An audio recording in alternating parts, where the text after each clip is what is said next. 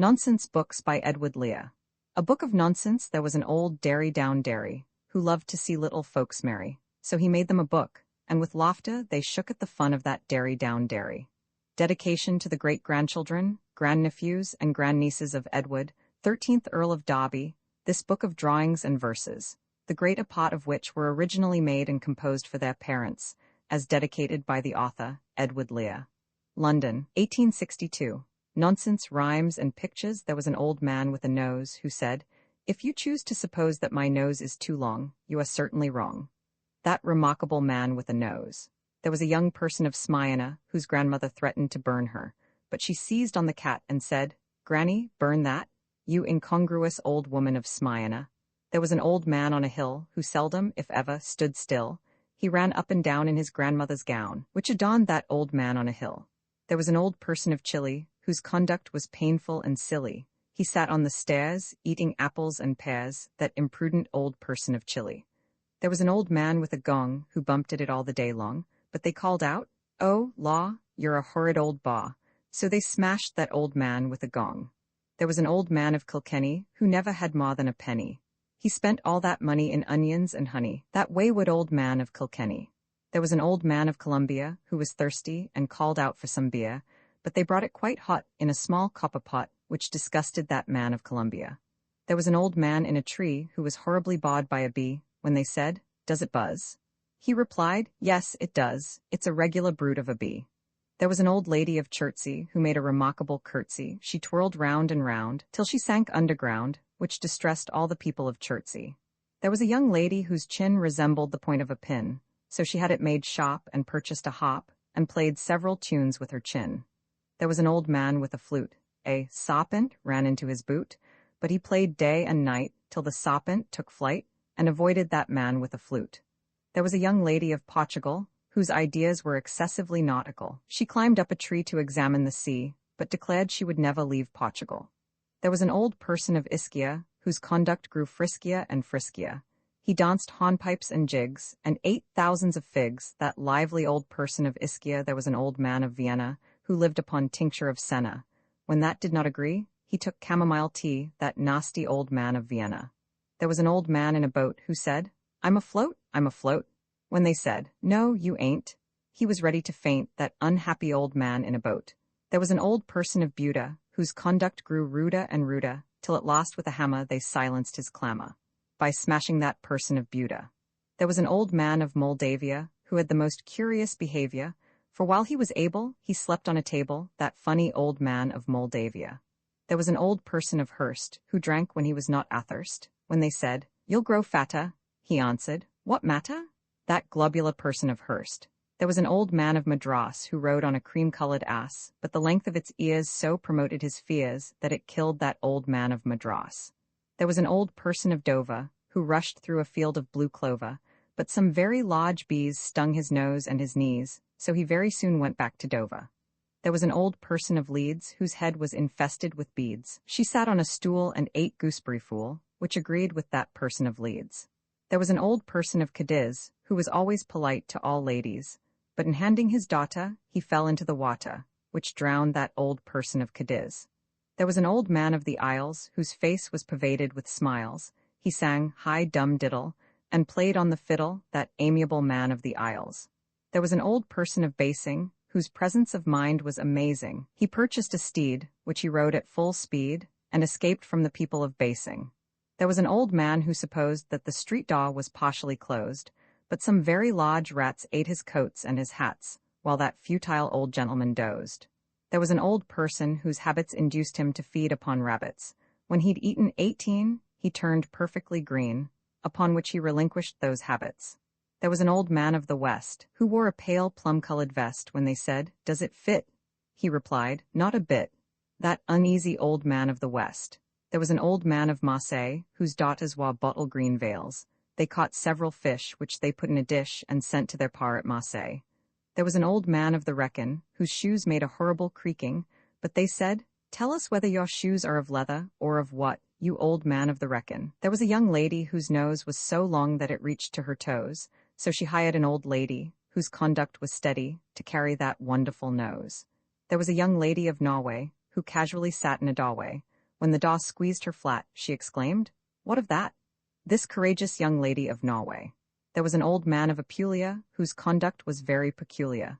He fed 20 sons upon nothing but buns, that whimsical man of Apulia. There was an old man of Quebec. A beetle ran over his neck, but he cried, "With a needle I'll slay you, O beetle!"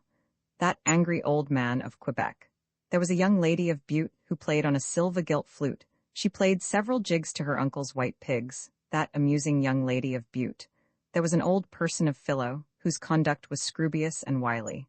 He rushed up a palm when the weather was calm, and observed all the ruins of Philo. There was an old man with a poker, who painted his face with red ochre.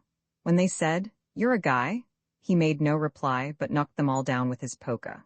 There was an old person of Prague who was suddenly seized with the plague, but they gave him some butter, which caused him to mutter, and cured that old person of Prague.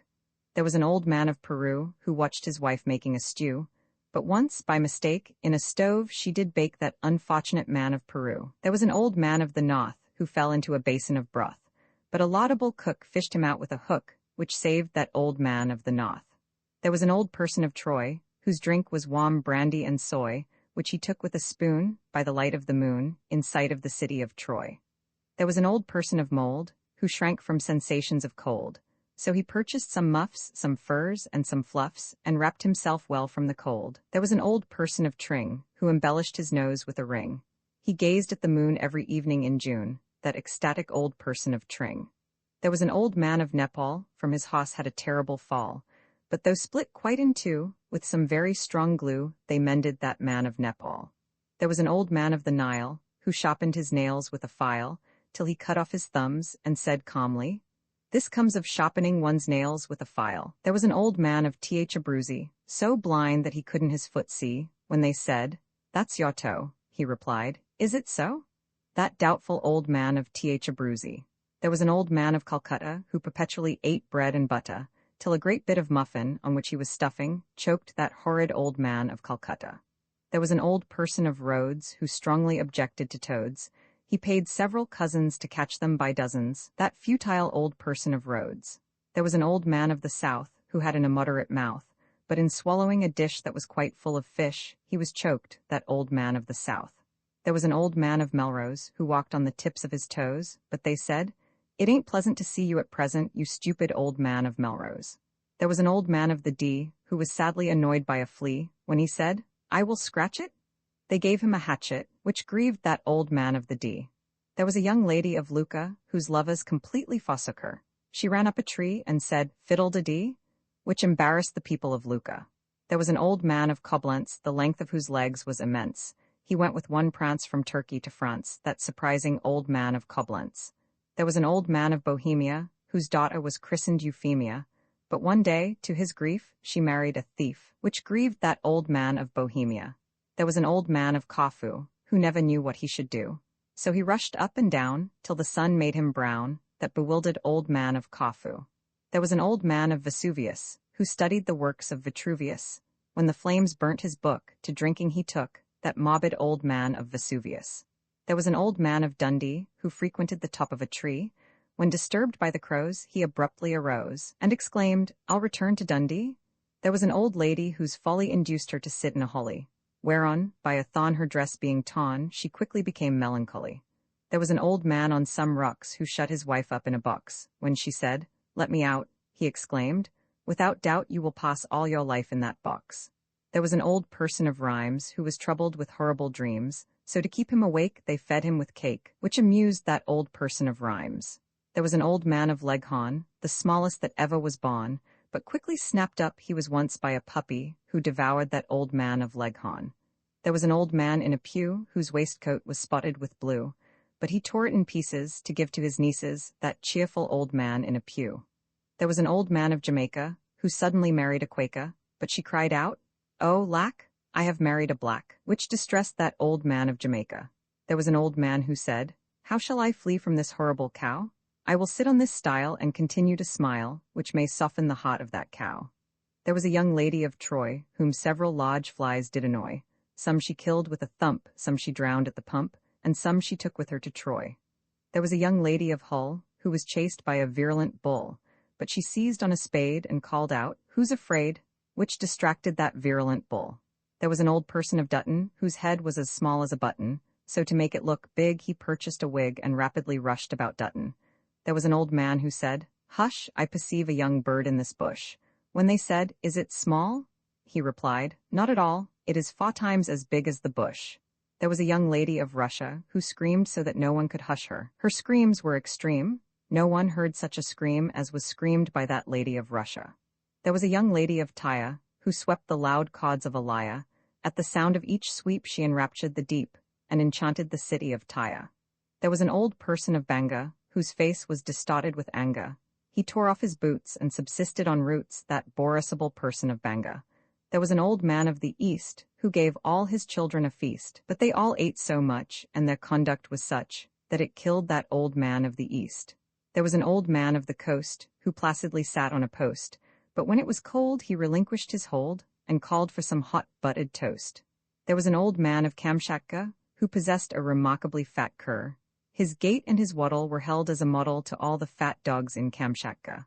There was an old person of Gretna who rushed down the crater of Etna. When they said, "Is it hot?" he replied, "No, it's not." That mendacious old person of Gretna. There was an old man with a beard who sat on a horse when he reared, but they said, "Never mind, you will fall off behind, you propitious old man with a beard." There was an old man of Berlin whose farm was uncommonly thin, till he once, by mistake, was mixed up in a cake, so they baked that old man of Berlin. There was an old man of the West who never could get any rest, so they set him to spin on his nose and his chin, which cured that old man of the West. There was an old person of Cheadle, was put in the stocks by the beadle for stealing some pigs, some coats, and some wigs, that horrible person of Cheadle. There was an old person of Annerley, whose conduct was strange and unmannerly. He rushed down the Strand with a pig in each hand, but returned in the evening to Annerley. There was a young lady of Wales, who caught a large fish without scales. When she lifted her hook, she exclaimed, "Only look!" That ecstatic young lady of Wales. There was a young lady of Welling, whose praise all the world was a-telling. She played on the harp and caught several carp, that accomplished young lady of Welling. There was an old person of Tartary, who divided his jugular artery, but he screeched to his wife, and she said, "Oh, my life, your death will be felt by all Tartary." There was an old man of Whitehaven, who danced a quadrille with a raven, but they said, "It's absurd to encourage this bird." So they smashed that old man of Whitehaven. There was a young lady of Sweden who went by the slow train to Weedon. When they cried, "Weedon station?" she made no observation, but thought she should go back to Sweden. There was an old person of Chester, whom several small children did pester. They threw some large stones, which broke most of his bones, and displeased that old person of Chester. There was an old man of the Cape, who possessed a large Barbary ape, till the ape, one dark night, set the house all alight, which burned that old man of the Cape. There was an old person of Burton, whose answers were rather uncertain. When they said, "How do ye do?" he replied, "Who are you?" That distressing old person of Burton. There was an old person of Ems who casually fell in the Thames, and when he was found they said he was drowned. That unlucky old person of Ems. There was a young girl of Majorca, whose aunt was a very fast walker. She walked 70 miles and leaped 15 stiles, which astonished that girl of Majorca. There was a young lady of Poole, whose soup was excessively cool, so she put it to boil by the aid of some oil, that ingenious young lady of Poole. There was an old lady of Prague, whose language was horribly vague. When they said, "Are these caps?" she answered, "Perhaps," that oracular lady of Prague. There was a young lady of Parma, whose conduct grew calmer and calmer. When they said, "Are you dumb?" she merely said, "Hum?" That provoking young lady of Parma. There was an old person of Sparta, who had 25 sons and 1 daughter. He fed them on snails and weighed them in scales, that wonderful person of Sparta. There was an old man on whose nose most birds of the air could repose, but they all flew away at the closing of day, which relieved that old man and his nose. There was a young lady of Turkey, who wept when the weather was murky. When the day turned out fine, she ceased to repine, that capricious young lady of Turkey. There was an old man of Aosta who possessed a large cow, but he lost her. But they said, "Don't you see she has run up a tree, you invidious old man of Aosta?" There was a young person of Crete whose toilette was far from complete. She dressed in a sack spickle-speckled with black, that ombliferous person of Crete. There was a young lady of Clare who was madly pursued by a bear. When she found she was tired, she abruptly expired, that unfortunate lady of Clare. There was a young lady of Dorking who bought a large bonnet for walking, but its color and size so bedazzled her eyes that she very soon went back to docking. There was an old man of Cape Horn, who wished he had never been born, so he sat on a chair till he died of despair, that dolorous man of Cape Horn. There was an old person of Cromer, who stood on one leg to read Homer. When he found he grew stiff, he jumped over the cliff, which concluded that person of Cromer. There was an old man of the Hague, whose ideas were excessively vague. He built a balloon to examine the moon, that deluded old man of the Hague. There was an old person of Spain, who hated all trouble and pain. So he sat on a chair with his feet in the air, that umbrageous old person of Spain. There was an old man who said, "Well, will nobody answer this bell? I have pulled day and night till my hair has grown white, but nobody answers this bell." There was an old man with an owl, who continued to bother and howl. He sat on a rail, and imbibed bitter ale, which refreshed that old man and his owl. There was an old man in a casement, who held up his hands in amazement. When they said, "Sir, you'll fall?"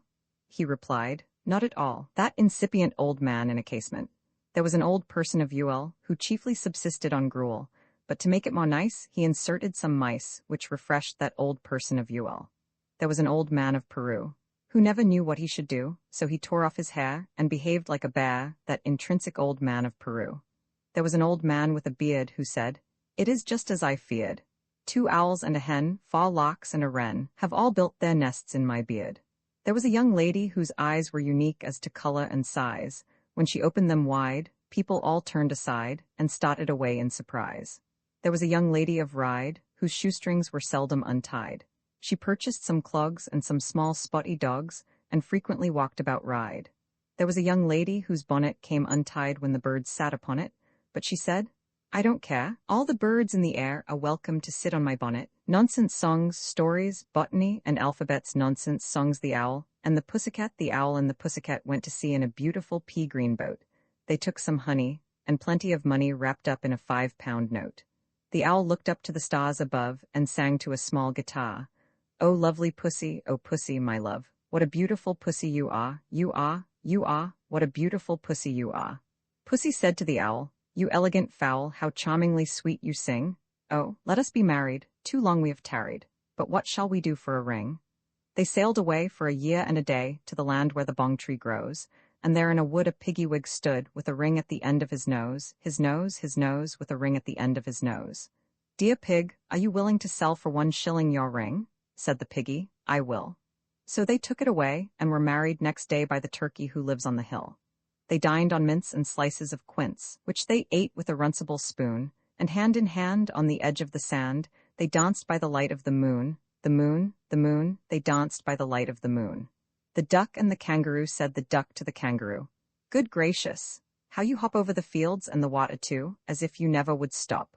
My life is a bore in this nasty pond, and I long to go out in the world beyond. I wish I could hop like you," said the duck to the kangaroo. "Please give me a ride on your back," said the duck to the kangaroo. "I would sit quite still, and say nothing but quack the whole of the long day through, and we'd go the D, and the jelly bow lay, over the land and over the sea. Please take me a ride." "Oh, do," said the duck to the kangaroo. Said the kangaroo to the duck, "This requires some little reflection.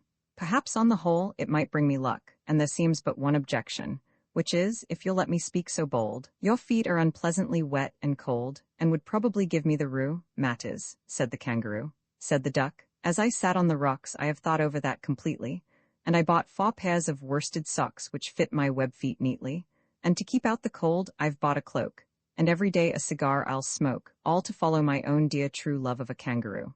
Said the kangaroo, "I'm ready, all in the moonlight pale, but to balance me well, dear duck, sit steady and quite at the end of my tail." So away they went with a hop and a bound, and they hopped the whole world 3 times round. And who so happy, oh, who, as the duck and the kangaroo? The daddy long legs and the fly. Once Mr. Daddy long legs, dressed in brown and gray, walked about upon the sands upon a summer's day. And there among the pebbles, when the wind was rather cold, he met with Mr. Floppy Fly, all dressed in blue and gold. And as it was too soon to dine, they drank some periwinkle wine and played an hour or 2 or more at battlecock and shuttledaw. Said Mr. Daddy Longlegs to Mr. Floppy Fly, "Why do you never come to cot? I wish you'd tell me why. All gold and shine, in dress so fine, you'd quite delight the cot. Why do you never go at all? I really think you ought, and if you went, you'd see such sights, such rugs and jugs and candle lights, and more than all, the king and queen, one in red and one in green.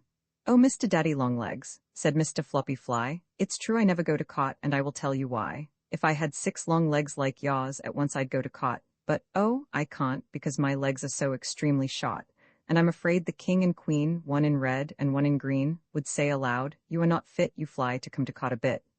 "Oh, Mr. Daddy Longlegs," said Mr. Floppy Fly, "I wish you'd sing one little song, one Mumbian melody. You used to sing so awful well in former days gone by, but now you never sing at all.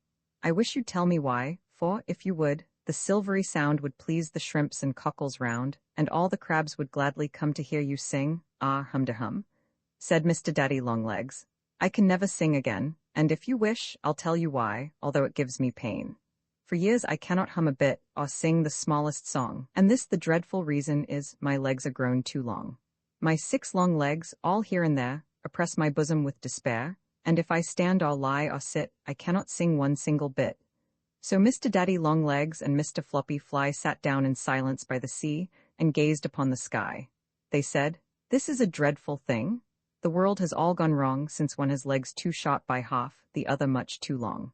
One never more can go to cot, because his legs have grown too short. The other cannot sing a song, because his legs have grown too long." Then Mr. Daddy Longlegs and Mr. Floppy Fly rushed downward to the foamy sea with one sponge-taneous cry, and there they found a little boat, whose sails were pink and gray, and off they sailed among the waves, far and far away. They sailed across the silent main, and reached the great Grumbulian plain, and there they play forevermore at battlecock and shuttledaw. The Jumblies they went to see in a sieve, they did. In a sieve they went to see, in spite of all their friends could say, on a winter's morn, on a stormy day, in a sieve they went to sea. And when the sieve turned round and everyone cried, "You'll all be drowned," they called aloud, "Our sieve ain't big, but we don't care a button, we don't care a fig, in a sieve we'll go to sea." Far and few are the lands where the Jumblies live. Their heads are green, and their hands are blue, and they went to sea in a sieve. They sailed away in a sieve, they did. In a sieve they sailed so fast, with only a beautiful pea-green veil tied with a ribbon, by way of a sail, to a small tobacco pipe mast. And everyone said who saw them go, "Oh, won't they be soon upset, you know? For the sky is dark and the voyage is long, and happen what may, it's extremely wrong in a sieve to sail so fast." Far and few are the lands where the Jumblies live. Their heads are green, and their hands are blue, and they went to sea in a sieve. The water it soon came in, it did, the water it soon came in, so, to keep them dry, they wrapped their feet in a pinky paper all folded neat, and they fastened it down with a pin. And they passed the night in a crockery jar, and each of them said, "How wise we are! Though the sky be dark and the voyage be long, yet we never can think we were rash or wrong, while round in our sieve we spin." Far and few are the lands where the Jumblies live. Their heads are green and their hands are blue, and they went to sea in a sieve. And all night long they sailed away, and when the sun went down, they whistled and wobbled a moony song to the echoing sound of a coppery gong, in the shade of the mountains brown. Oh, Timbaloo, how happy we are when we live in a sieve and a crockery jar, and all night long in the moonlight pale, we sail away with a pea-green sail in the shade of the mountains brown. Far and few are the lands where the Jumblies live. Their heads are green and their hands are blue, and they went to sea in a sieve. They sailed to the western sea, they did, to a land all covered with trees, and they bought an owl, and a useful cot, and a pound of rice, and a cranberry tot, and a hive of silvery bees, and they bought a pig, and some green jackdaws, and a lovely monkey with lollipop paws, and 40 bottles of ringberry, and no end of Stilton cheese. Far and few are the lands where the Jumblies live. Their heads are green, and their hands are blue, and they went to sea in a sieve. And in 20 years they all came back, in 20 years or more, and everyone said, "How tall they've grown!" For they've been to the lakes and the Torrible Zone and the hills of the Chankly Baw. And they drank their health, and gave them a feast of dumplings made of beautiful yeast. And everyone said, "If we only live, we too will go to sea in a sieve, to the hills of the Chankly Baw." Far and few are the lands where the Jumblies live. Their heads are green, and their hands are blue, and they went to sea in a sieve. The Nutcrackers and the Sugar-Tongs, the Nutcrackers sat by a plate on the table, the Sugar-Tongs sat by a plate at his side, and the Nutcrackers said, "Don't you wish we were able along the blue hills and green meadows to ride? Must we drag on this stupid existence forever, so idle and weary, so full of remorse, while everyone else takes his pleasure, and never seems happy unless he is riding a horse? Don't you think we could ride without being instructed, without any saddle or bridle or spur? Our legs are so long and so aptly constructed, I'm sure that an accident could not occur. Let us all of a sudden hop down from the table, and hustle downstairs, and each jump on a hoss. Shall we try? Shall we go? Do you think we are able? The Sugar-tongs answered distinctly, of course. So down the long staircase they hopped in a minute, the Sugar-tongs snapped and the crackers said, crack. The stable was open, the hosses were in it, each took out a pony and jumped on his back. The cat in a fright scrambled out of the doorway, the mice tumbled out of a bundle of hay. The brown and white rats and the black ones from Norway screamed out, they are taking the hosses away. The whole of the household was filled with amazement. The cups and the saucers danced madly about. The plates and the dishes looked out of the casement. The salt cellar stood on his head with a shout. The spoons, with a clatter, looked out of the lattice. The mustard pot climbed up the gooseberry pies. The soup ladle peeped through a heap of veal patties and squeaked with a ladle-like scream of surprise. The frying pan said, it's an awful delusion. The tea kettle hissed and grew black in the face, and they all rushed downstairs in the wildest confusion to see the great Nutcracker Sugar-tong race. And out of the stable, with screamings and laughter. Their ponies were cream-colored, speckled with brown. The Nutcrackers first and the Sugar-tongs after, rode all round the yard and then all round the town. They rode through the street and they rode by the station. They galloped away to the beautiful Shaw. In silence they rode and made no observation, save this, we will never go back any more. And still you might hear, till they rode out of hearing, the Sugar-tongs snap and the crackers say, crack. Till far in the distance their farms disappearing, they faded away, and they never came back. Calico pie, the little birds fly down to the calico tree.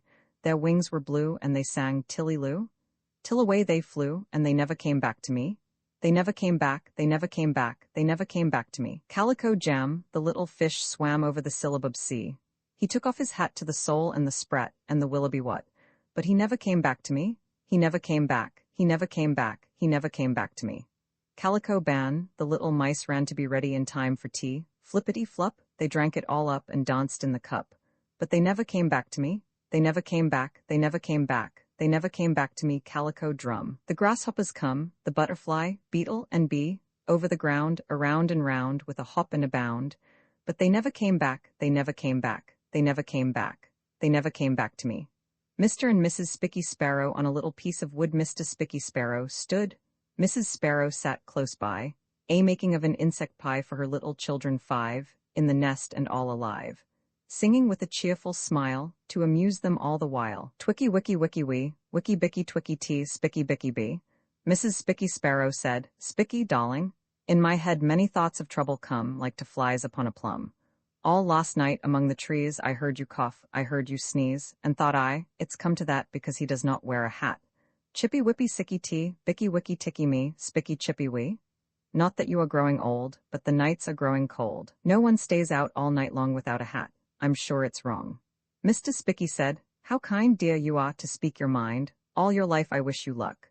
You are, a lovely duck. Witchy witchy witchy wee, twitchy witchy witchy bee, ticky ticky tee. I was also sad and thinking when one day I saw you winking, and I heard you sniffle snuffle, and I saw your feathers ruffle. To myself I sadly said, she's neuralgia in her head. That dear head has nothing on it. Ought she not to wear a bonnet? Witchy kitchy kitchy wee, spicky wicky micky bee, chippy whippy chee. Let us both fly up to town, there I'll buy you such a gown, which, completely in the fashion, you shall tie a sky-blue sash on, and a pair of slippers neat to fit your darling little feet, so that you will look and feel quite galubious and genteel. Jicky wicky bicky see, chicky bicky wicky bee, twicky witchy wee. So they both to London went, alighting on the monument, whence they flew down swiftly, pop, into Mose's wholesale shop. There they bought a hat and bonnet, and a gown with spots upon it, a satin sash of Cloxam blue, and a pair of slippers too. Zicky wicky micky bee, witchy witchy mitchy key, sicky ticky wee. Then when so completely dressed, back they flew and reached their nest. The children cried, "Oh, ma and pa, how truly beautiful you are!" Said they, "We trust that cold or pain we shall never feel again, while, perched on tree or house or steeple, we now shall look like other people." Witchy witchy witchy wee, twicky micky bicky bee, zicky sicky tee. The broom, the shovel, the poker, and the tongs, the broom and the shovel, the poker and tongs, they all took a drive in the park, and they each sang a song, ding-a-dong, before they went back in the dark. Mr. Poker he sat quite upright in the coach, Mr. Tongs made a clatter and clash. Miss Shovel was dressed all in black, with a brooch. Mrs. Broom was in blue with a sash. ding-a-dong, and they all sang a song. Oh, Shovely so lovely. The polka, he sang, you have perfectly conquered my heart. Ding-a-dong, ding-a-dong. If you're pleased with my song, I will feed you with cold apple tart. When you scrape up the coals with a delicate sound, you enrapture my life with delight. Your nose is so shiny, your head is so round, and your shape is so slender and bright. Ding-a-dong, ding-a-dong. Ain't you pleased with my song? Alas, Mrs. Broom, sighed the tongs in his song. Oh, is it because I'm so thin and my legs are so long, ding-a-dong, that you don't care about me a pin? Ah, fairest of creatures, when sweeping the room, ah, why don't you heed my complaint? Must you needs be so cruel, you beautiful broom, because you are covered with paint? Ding-a-dong, you are certainly wrong. Mrs. Broom and Miss Shovel together they sang. What nonsense you're singing today, said the shovel. I'll certainly hit you a bang, said the broom, and I'll sweep you away. So the coachman drove homeward as fast as he could, perceiving their anger with pain, but they put on the kettle, and little by little they all became happy again. Ding-a-dong, there's an end of my song. The table and the chair, said the table to the chair, you can hardly be aware how I suffer from the heat and from chilblains on my feet. If we took a little walk, we might have a little talk. Pray let us take the air, said the table to the chair. Said the chair unto the table, now, you know we are not able, how foolishly you talk when you know we cannot walk. Said the table with a sigh, it can do no harm to try. I've as many legs as you, why can't we walk on two? So they both went slowly down and walked about the town with a cheerful bumpy sound as they toddled round and round, and everybody cried, as they hastened to their side, see, the table and the chair have come out to take the air. But in going down an alley, to a castle in a valley, they completely lost their way, and wandered all the day, till to see them safely back, they paid a ducky quack and a beetle and a mouse who took them to their house. Then they whispered to each other, oh, delightful little brother, what a lovely walk we've taken. Let us dine on beans and bacon. So the ducky and the little brownie mousy and the beetle dined, and danced upon their heads till they toddled to their beds. Nonsense stories, the story of the 4 little children who went round the world once upon a time, a long while ago. There were 4 little people whose names were, and they all thought they should like to see the world. So they bought a large boat to sail quite round the world by sea, and then they were to come back on the other side by land. The boat was painted blue with green spots, and the sail was yellow with red stripes, and, when they set off, they only took a small cat to steer and look after the boat, besides an elderly quangle-wangle, who had to cook the dinner and make the tea, for which purposes they took a large kettle. For the first 10 days they sailed on beautifully, and found plenty to eat, as there were lots of fish. And they had only to take them out of the sea with a long spoon, when the quangle-wangle instantly cooked them, and the pussycat was fed with the bones, with which she expressed herself pleased, on the whole, so that all the party were very happy. During the daytime, Violet chiefly occupied herself in putting salt water into a churn, while her 3 brothers churned it violently, in the hope that it would turn into butter, which it seldom if ever did. And in the evening they all retired into the tea-kettle, where they all managed to sleep very comfortably, while Pussy and the quangle-wangle managed the boat.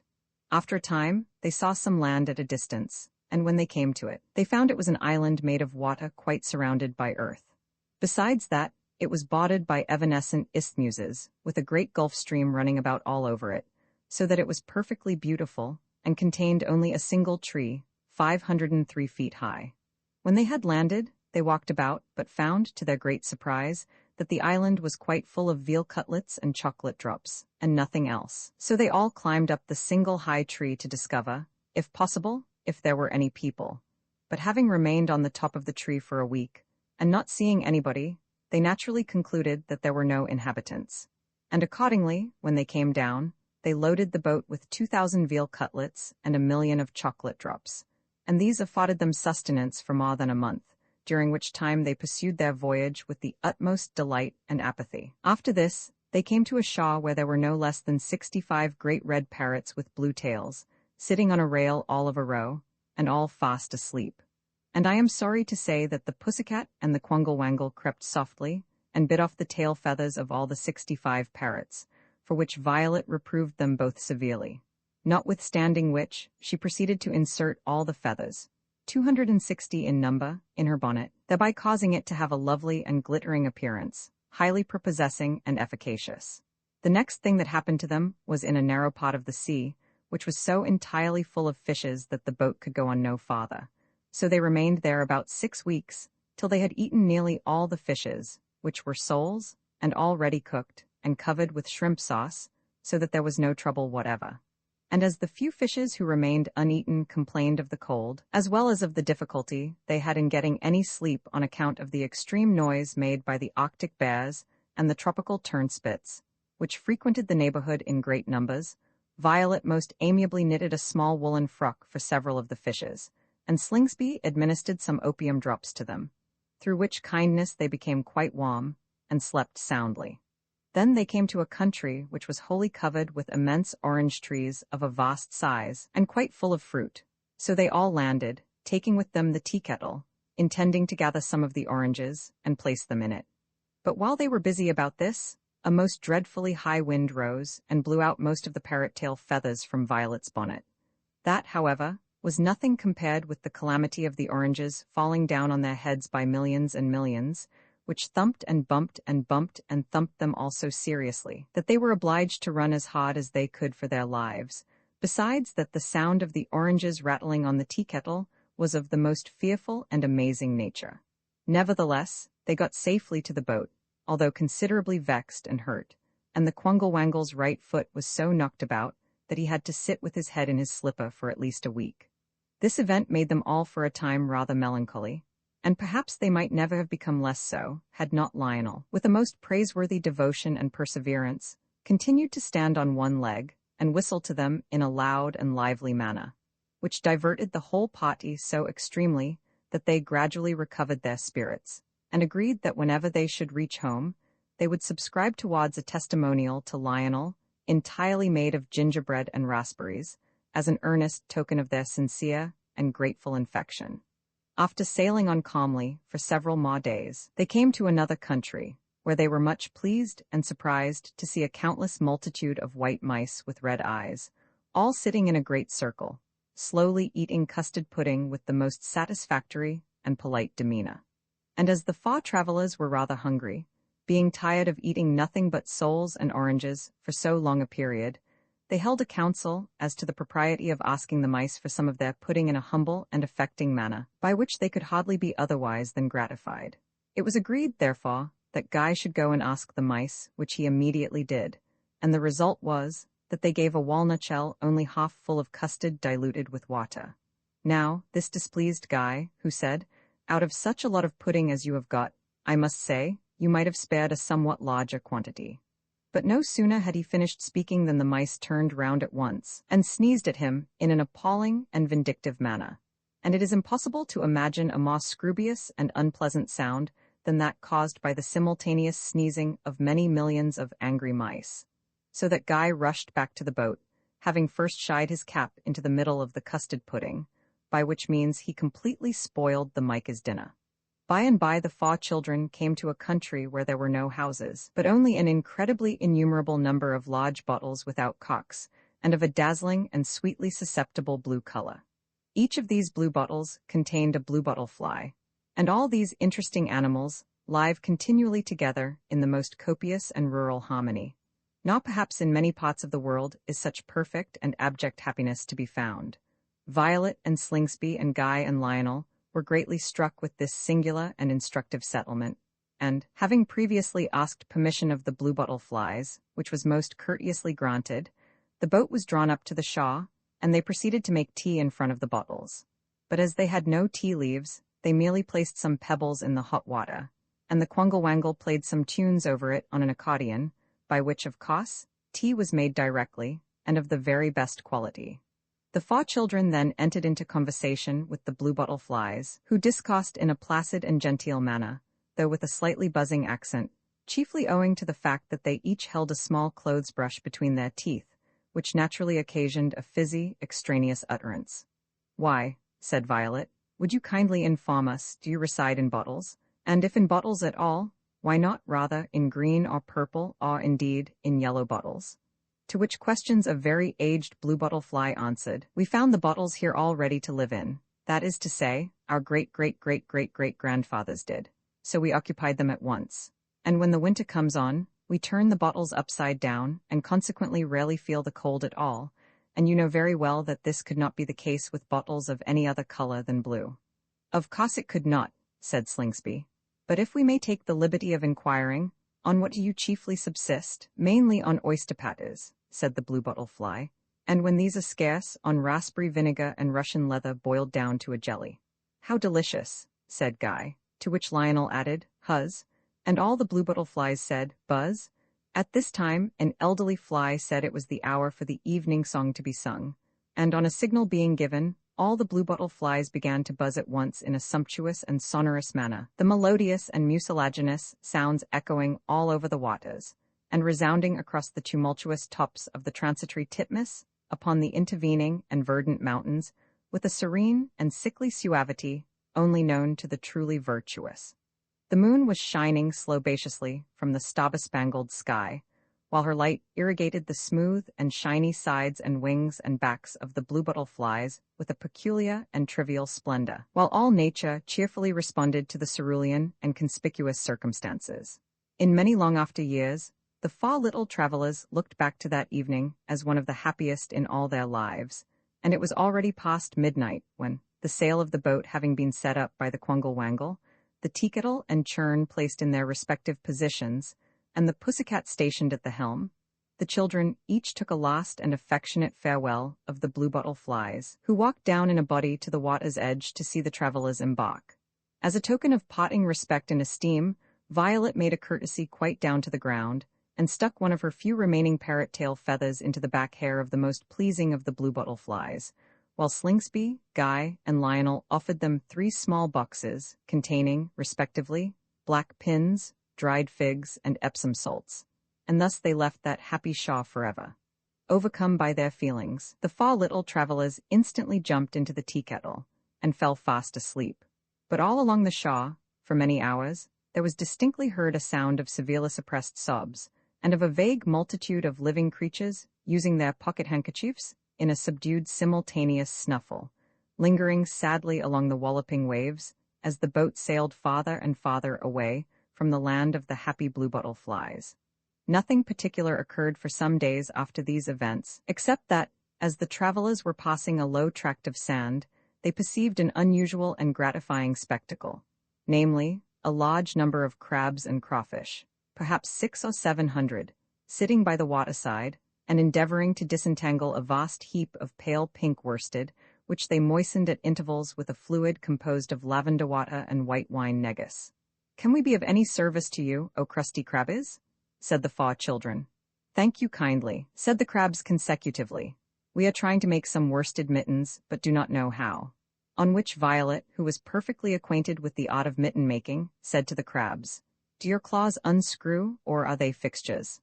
"They are all made to unscrew," said the crabs, and forthwith they deposited a great pile of claws close to the boat, with which Violet uncombed all the pale pink worsted, and then made the loveliest mittens with it you can imagine. These the crabs, having resumed and screwed on their claws, placed cheerfully upon their wrists, and walked away rapidly on their hind legs, wobbling songs with a silvery voice and in a minor key. After this, the 4 little people sailed on again till they came to a vast and wide plain of astonishing dimensions, on which nothing whatever could be discovered at first. But as the travellers walked onward, there appeared in the extreme and dim distance a single object, which on a nearer approach, and on an accurately cutaneous inspection, seemed to be somebody in a large white wig, sitting on an armchair made of sponge cakes and oyster shells. "It does not quite look like a human being," said Violet doubtfully, nor could they make out what it really was, till the Quangle-Wangle, who had previously been round the world, exclaimed softly in a loud voice, "It is the cooperative cauliflower." And so, in truth, it was, and they soon found that what they had taken for an immense wig was in reality the top of the cauliflower, and that he had no feet at all, being able to walk tolerably well with a fluctuating and graceful movement on a single cabbage stalk, an accomplishment which naturally saved him the expense of stockings and shoes. Presently, while the whole party from the boat was gazing at him with mingled affection and disgust, he suddenly arose, and, in a somewhat plumdomphious manner, hurried off towards the setting sun, his steps supported by 2 superincumbent confidential cucumbers, and a large number of water wagtails proceeding in advance of him by 3 and 3 in a row, till he finally disappeared on the brink of the western sky in a crystal cloud of sudorific sand. So remarkable a sight, of course, impressed the 4 children very deeply, and they returned immediately to their boat with a strong sense of undeveloped asthma and a great appetite. Shortly after this, the travelers were obliged to sail directly below some high overhanging rocks, from the top of one of which a particularly odious little boy, dressed in rose-colored knickerbockers, and with a pewter plate upon his head, threw an enormous pumpkin at the boat, by which it was instantly upset. But this upsetting was of no consequence, because all the party knew how to swim very well, and in fact they preferred swimming about till after the moon rose, when, the water growing chilly, they spontaneously entered the boat. Meanwhile, the Quangle-Wangle threw back the pumpkin with immense force, so that it hit the rocks where the malicious little boy in rose-colored knickerbockers was sitting, when, being quite full of lucifer matches, the pumpkin exploded surreptitiously into 1,000 bits, whereon the rocks instantly took fire, and the odious little boy became unpleasantly hotter and hotter and hotter, till his knickerbockers were turned quite green, and his nose was burnt off. 2 or 3 days after this had happened, they came to another place, where they found nothing at all except some wide and deep pits full of mulberry jam. This is the property of the tiny, yellow-nosed apes who abound in these districts, and who store up the mulberry jam for their food in winter, when they mix it with pellucid pale periwinkle soup, and serve it out in Wedgwood china bowls, which grow freely all over that part of the country. Only one of the yellow-nosed apes was on the spot, and he was fast asleep. Yet the Faw travelers and the Quangle-Wangle and Pussy were so terrified by the violence and sanguinary sound of his snoring that they merely took a small cupful of the jam and returned to re-embark in their boat without delay. What was their horror on seeing the boat, including the churn and the tea-kettle, in the mouth of an enormous sea spider, an aquatic and ferocious creature truly dreadful to behold, and, happily, only met with in those excessive longitudes. In a moment, the beautiful boat was bitten into 55,000,000,000,000,000 bits, and it instantly became quite clear that Violet, Slingsby, Guy, and Lionel could no longer preliminate their voyage by sea. The Faw travelers were therefore obliged to resolve on pursuing their wanderings by land, and very fortunately, there happened to pass by at that moment an elderly rhinoceros, on which they seized, and, all Faw mounting on his back, the Quangle-Wangle sitting on his hawn, and holding on by his ears, and the pussycat swinging at the end of his tail. They set off, having only 4 small beans and 3 pounds of mashed potatoes to last through their whole journey.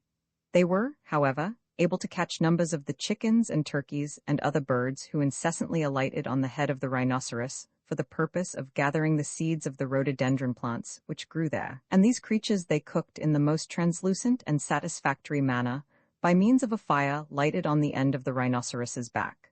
A crowd of kangaroos and gigantic cranes accompanied them, from feelings of curiosity and complacency, so that they were never at a loss for company, and went onward, as it were, in a sort of profuse and triumphant procession. Thus, in less than 18 weeks, they all arrived safely at home, where they were received by their admiring relatives with joy tempered with contempt, and where they finally resolved to carry out the rest of their traveling plans at some more favorable opportunity. As for the rhinoceros, in token of their grateful adherence, they had him killed and stuffed directly, and then set him up outside the door of their father's house as a diaphanous dawscraper. The history of the 7 families of the Lake Pipple-Popple introductory in former days. That is to say, once upon a time, there lived in the land of Gramble-Blamble 7 families. They lived by the side of the great Lake Pipple-Popple. One of the 7 families, indeed, lived in the lake, and on the outskirts of the city of Tosh, which, excepting when it was quite dark, they could see plainly. The names of all these places you have probably heard of, and you have only not to look in your geography books to find out all about them. Now, the 7 families who lived on the borders of the Great Lake Pipple-Popple were as follows in the next chapter. The 7 families, there was a family of 2 old parrots and 7 young parrots. There was a family of 2 old storks and 7 young storks. There was a family of 2 old geese and 7 young geese. There was a family of 2 old owls and 7 young owls. There was a family of 2 old guinea pigs and 7 young guinea pigs. There was a family of 2 old cats and 7 young cats. And there was a family of 2 old fishes and 7 young fishes. The habits of the 7 families, the parrots lived upon the sofsky-pofsky trees, which were beautiful to behold, and covered with blue leaves, and they fed upon fruit, artichokes, and striped beetles. The storks walked in and out of the Lake Pipple-Popple, and ate frogs for breakfast and buttered toast for tea. But on account of the extreme length of their legs they could not sit down, and so they walked about continually. The geese, having webs to their feet, caught quantities of flies, which they ate for dinner. The owls anxiously looked after mice, which they caught, and made into sago puddings. The guinea pigs toddled about the gardens, and ate lettuces and Cheshire cheese. The cats sat still in the sunshine, and fed upon sponge biscuits. The fishes lived in the lake, and fed chiefly on boiled periwinkles. And all these 7 families lived together in the utmost fun and felicity. The children of the 7 families are sent away one day, all the 7 fathers, and the 7 mothers of the 7 families agreed that they would send their children out to see the world. So they called them all together, and gave them each 8 shillings and some good advice, some chocolate drops, and a small green morocco pocketbook to set down their expenses in. They then particularly entreated them not to quarrel, and all the parents sent off their children with a parting injunction. If, said the old parrots, you find a cherry, do not fight about who should have it. And, said the old storks, if you find a frog, divide it carefully into 7 bits, but on no account quarrel about it. And the old geese said to the 7 young geese, whatever you do, be sure you do not touch a plum pudding flea. And the old owls said, if you find a mouse, tear him up into 7 slices and eat him cheerfully, but without quarreling. And the old guinea pigs said, have a care that you eat your lettuces, should you find any, not greedily, but calmly. And the old cats said, be particularly careful not to meddle with a clangle-wangle if you should see one. And the old fishes said, above all things, avoid eating a blue boswas, for they do not agree with fishes, and give them a pain in their toes. So all the children of each family thanked their parents, and making in all 49 polite bows, they went into the wide world. The history of the 7 young parrots. The 7 young parrots had not gone far, when they saw a tree with a single cherry on it, which the oldest parrot picked instantly, but the other 6, being extremely hungry, tried to get it also. On which all the 7 began to fight, and they scuffled, and ruffled, and shuffled, and puffled, and muffled, and buffled, and duffled, and fluffled, and guffled, and bruffled, and screamed, and shrieked, and squealed, and squeaked, and clawed, and snapped, and bit, and bumped, and thumped, and dumped, and flumped each other, till they were all torn into little bits.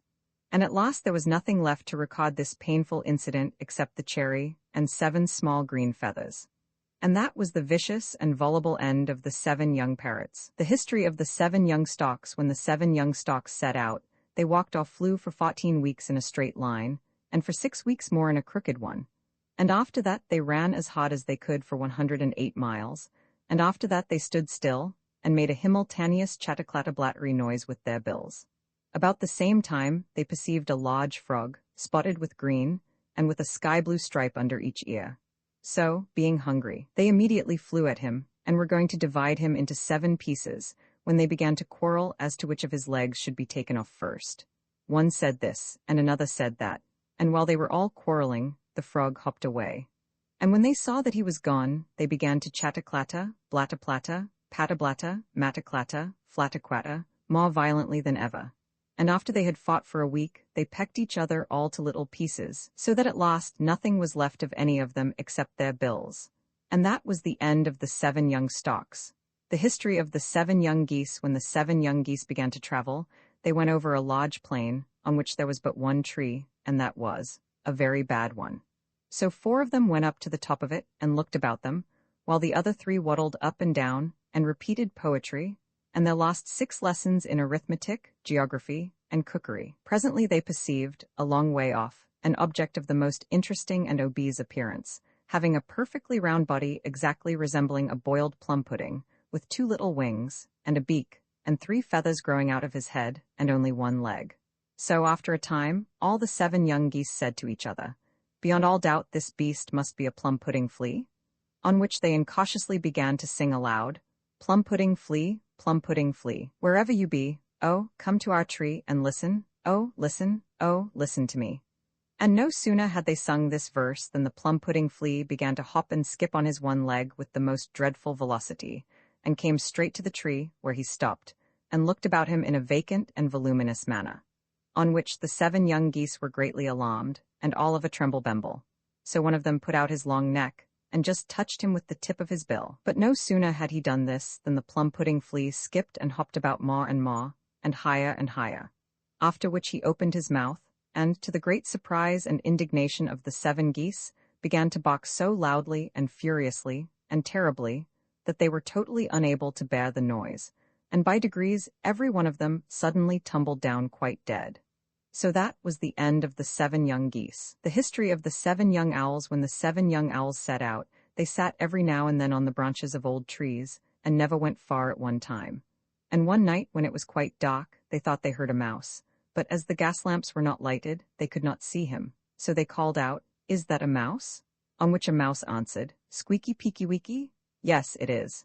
And immediately all the young owls threw themselves off the tree, meaning to alight on the ground, but they did not perceive that there was a large well below them, into which they all fell superficially, and were every one of them drowned in less than half a minute.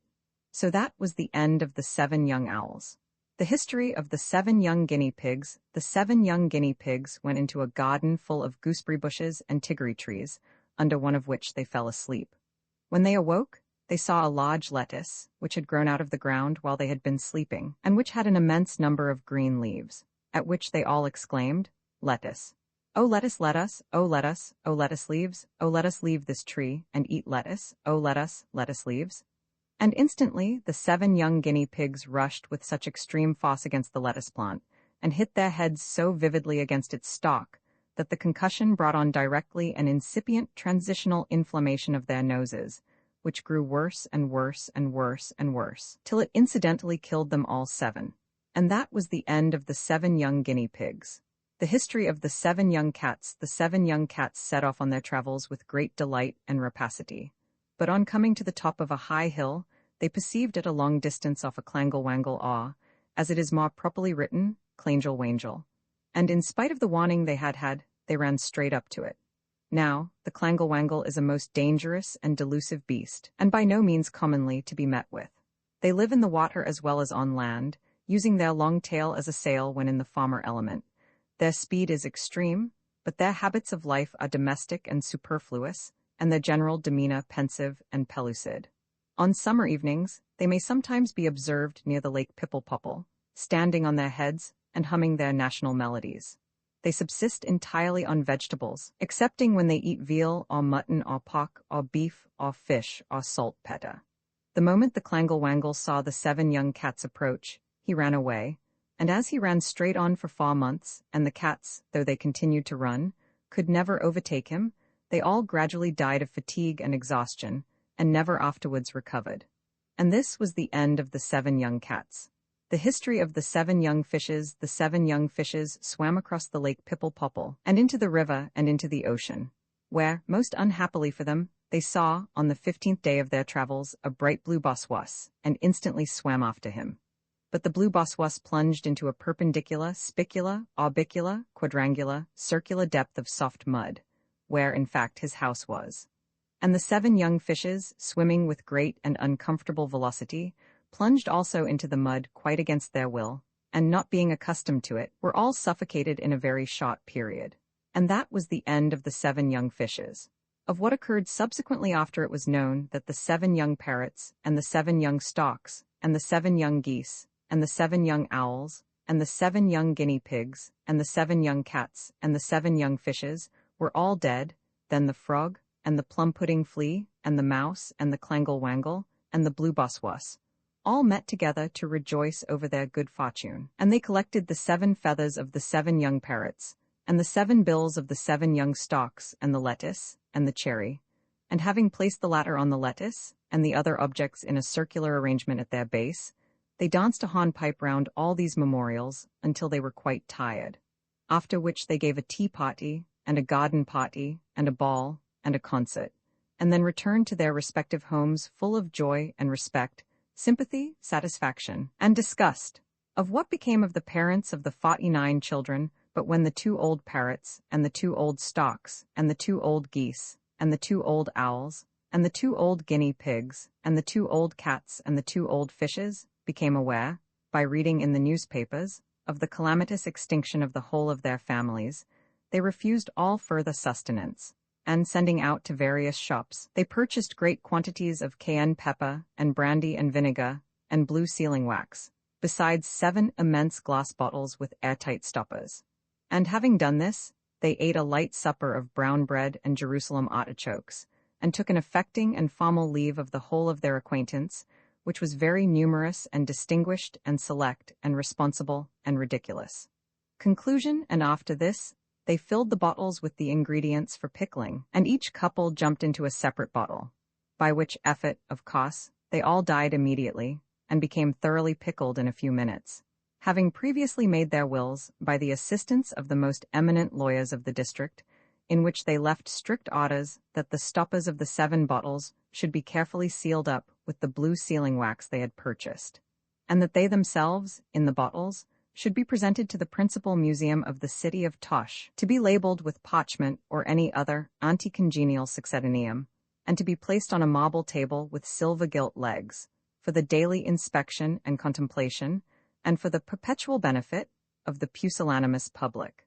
And if you ever happen to go to Gramble Blamble and visit that museum in the city of Tosh, look for them on the 98th table in the 427th room of the right-hand corridor of the left wing of the central quadrangle of that magnificent building, for if you do not, you certainly will not see them. Nonsense Cookery Extract from the Nonsense Gazette for August, 1870. Our readers will be interested in the following communications from our valued and learned contributor, Prof.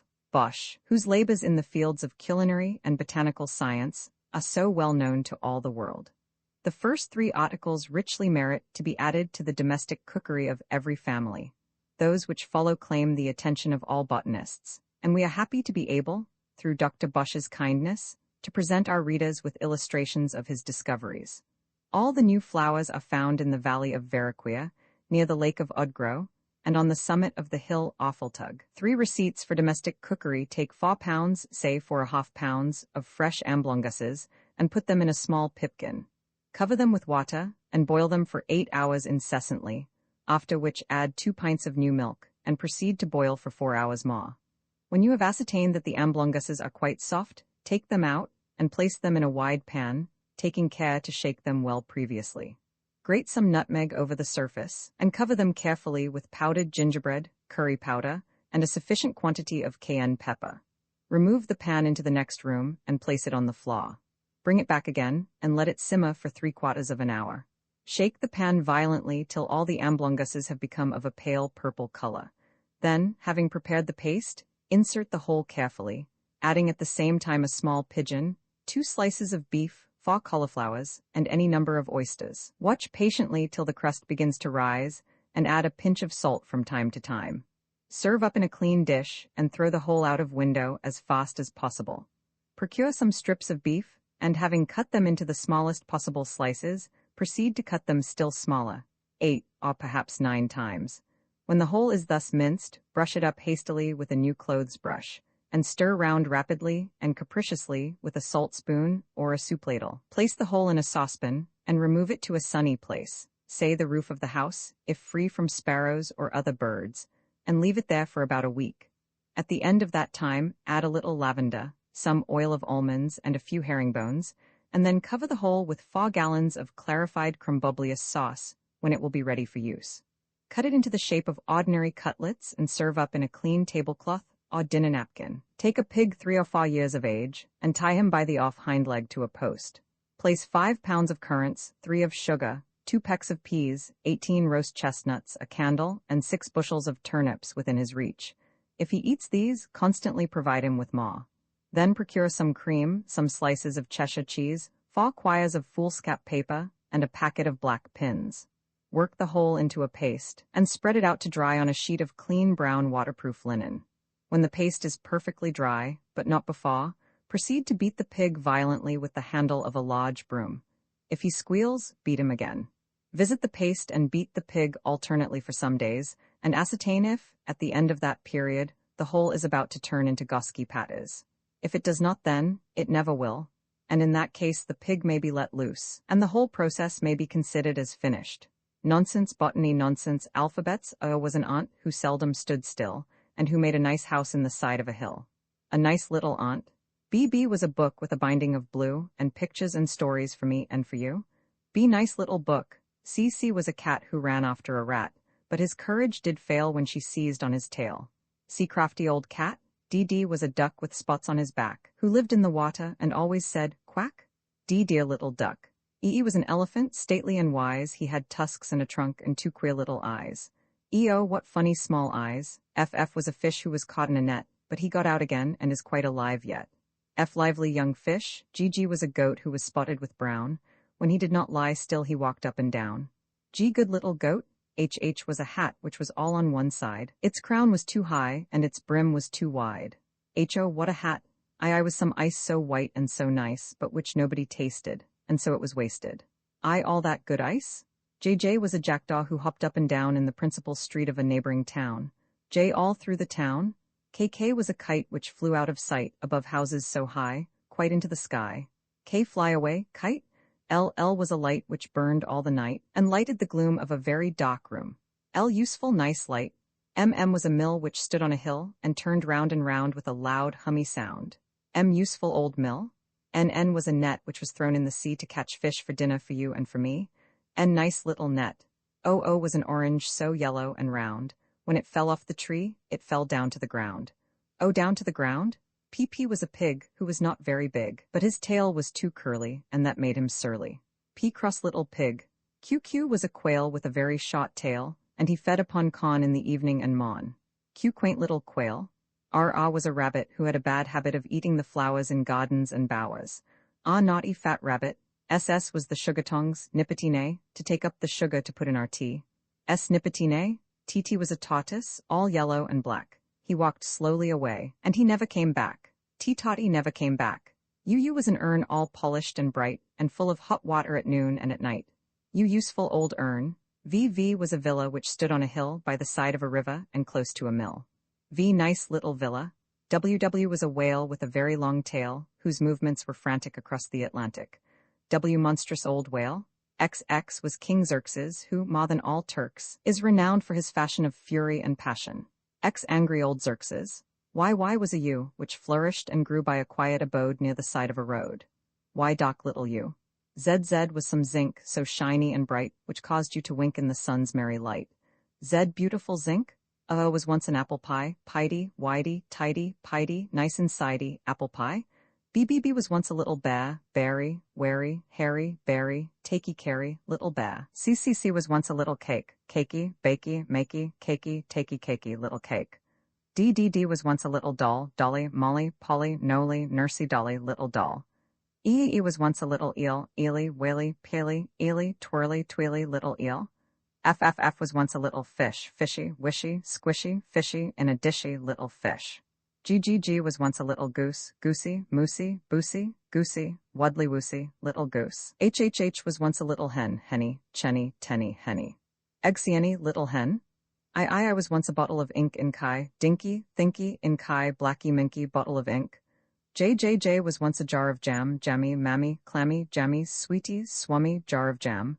KKK was once a little kite, kitty, whitey, flighty, kitty, out of sighty, little kite.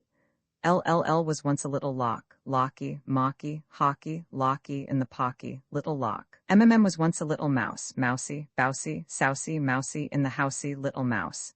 NNN was once a little needle, needly, tweedly, threedly, needly, whiskey, weedly, little needle. OO was once a little owl, oly, prowly, howly, oly, brownie, fowly, little owl. PPP was once a little pump, pumpy, slumpy, flumpy, pumpy, dumpy, thumpy, little pump. QQQ was once a little quail, Kaylee, Faily, Daily, Keely, Stumpy Taily, little quail. RRA was once a little rose, rosy, posy, nosy, rosy, blowsy, grows why, little rose. SSS was once a little shrimp, shrimpy, nimpy, flimpy, shrimpy. Jumpy, jimpy, little shrimp. TTT was once a little thrush, thrushy, hushy, bushy, thrushy, flitty, flushy, little thrush. UUU was once a little urn, Ernie, Bernie, Turny, Ernie, bubbly, Bernie, little urn. VVV was once a little vine, viney, whiny, twiny, viney, twisty twiny, little vine. WWW was once a whale, wally, scaly, shally, wally, tumbletaily, mighty whale. XXX was once a great King Xerxes, Xerxy, Perksy, Turksy, Xerxy, Lynxy, Lurksy, great King Xerxes. YYY was once a little U, Udy, Feudy, Cruddy, Udy, Grouty, Groody, little U. ZZZ was once a piece of zinc, tinky, winky, blinky, tinky, tinkly minky, piece of zinc, was an ape. who stole some white tape and tied up his toes in four beautiful bows. A funny old ape. BB was a bat who slept all the day and fluttered about when the sun went away. B brown little bat. CC was a camel, you rode on his hump, and if you fell off, you came down such a bump, see what a high camel? DD was a dove who lived in a wood with such pretty soft wings and so gentle and good. D dear little dove. EE was an eagle who sat on the rocks and looked down on the fields and the faraway flocks. E beautiful eagle. FF was a fan made of beautiful stuff, and when it was used, it went puffy puff puff. F nice little fan. GG was a gooseberry, perfectly red, to be made into jam and eaten with bread.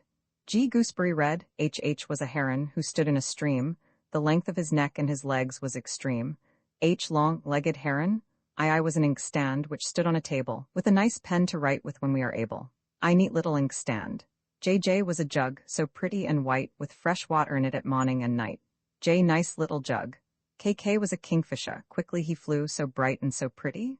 Green, purple, and blue. K kingfisher, blue. LL was a lily, so white and so sweet, to see it and smell it was quite a nice treat. L beautiful lily. MM was a man who walked round and round, and he wore a long coat that came down to the ground. M funny old man. NN was a nut so smooth and so brown, and when it was ripe, it fell tumble-dum down. N nice little nut. OO was an oyster who lived in his shell. If you let him alone, he felt perfectly well. O open-mouthed oyster. PP was a polly, all red, blue, and green, the most beautiful polly that ever was seen. P poor little polly. QQ was a quill made into a pen, but I do not know where, and I cannot say when. Q nice little quill. RR was a rattlesnake, rolled up so tight, those who saw him ran quickly, for fear he should bite. R rattlesnake bite. SS was a screw to screw down a box, and then it was fastened without any locks. S valuable screw. TT was a thimble, of silver so bright. When placed on the finger, it fitted so tight. T nice little thimble. UU was an uppercoat, woolly and warm, to wear over all in the snow or the storm. You what a nice uppercoat. VV was a veil with a border upon it, and a ribbon to tie it all round a pink bonnet. V pretty green veil. WW was a watch where, in letters of gold, the hour of the day you might always behold. W beautiful watch. XX was King Xerxes, who wore on his head a mighty large turban, green, yellow, and red. X look at King Xerxes. YY was a yak, from the land of Tibet, except his white tail, he was all black as jet. Y look at the yak. ZZ was a zebra, all striped white and black, and if he were tame, you might ride on his back. Z pretty striped zebra. Nonsense books by Lear. Uncopyright. May you do good and not evil. May you find forgiveness for yourself and forgive others. May you share freely, never taking more than you give. Copyright pages exist to tell you that you can't do something. Unlike them, this uncopyright page exists to tell you that the writing and artwork in this ebook are believed to be in the United States public domain. That is, they are believed to be free of copyright restrictions in the United States. The United States public domain represents our collective cultural heritage, and items in it are free for anyone in the United States to do almost anything at all with, without having to get permission. Copyright laws are different all over the world, and the source text or artwork in this ebook may still be copyrighted in other countries.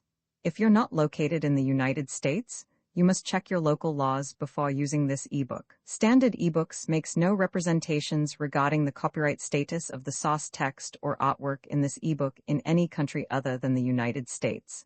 Non-authorship activities performed on items that are in the public domain, so-called sweat of the brow, work, don't create a new copyright.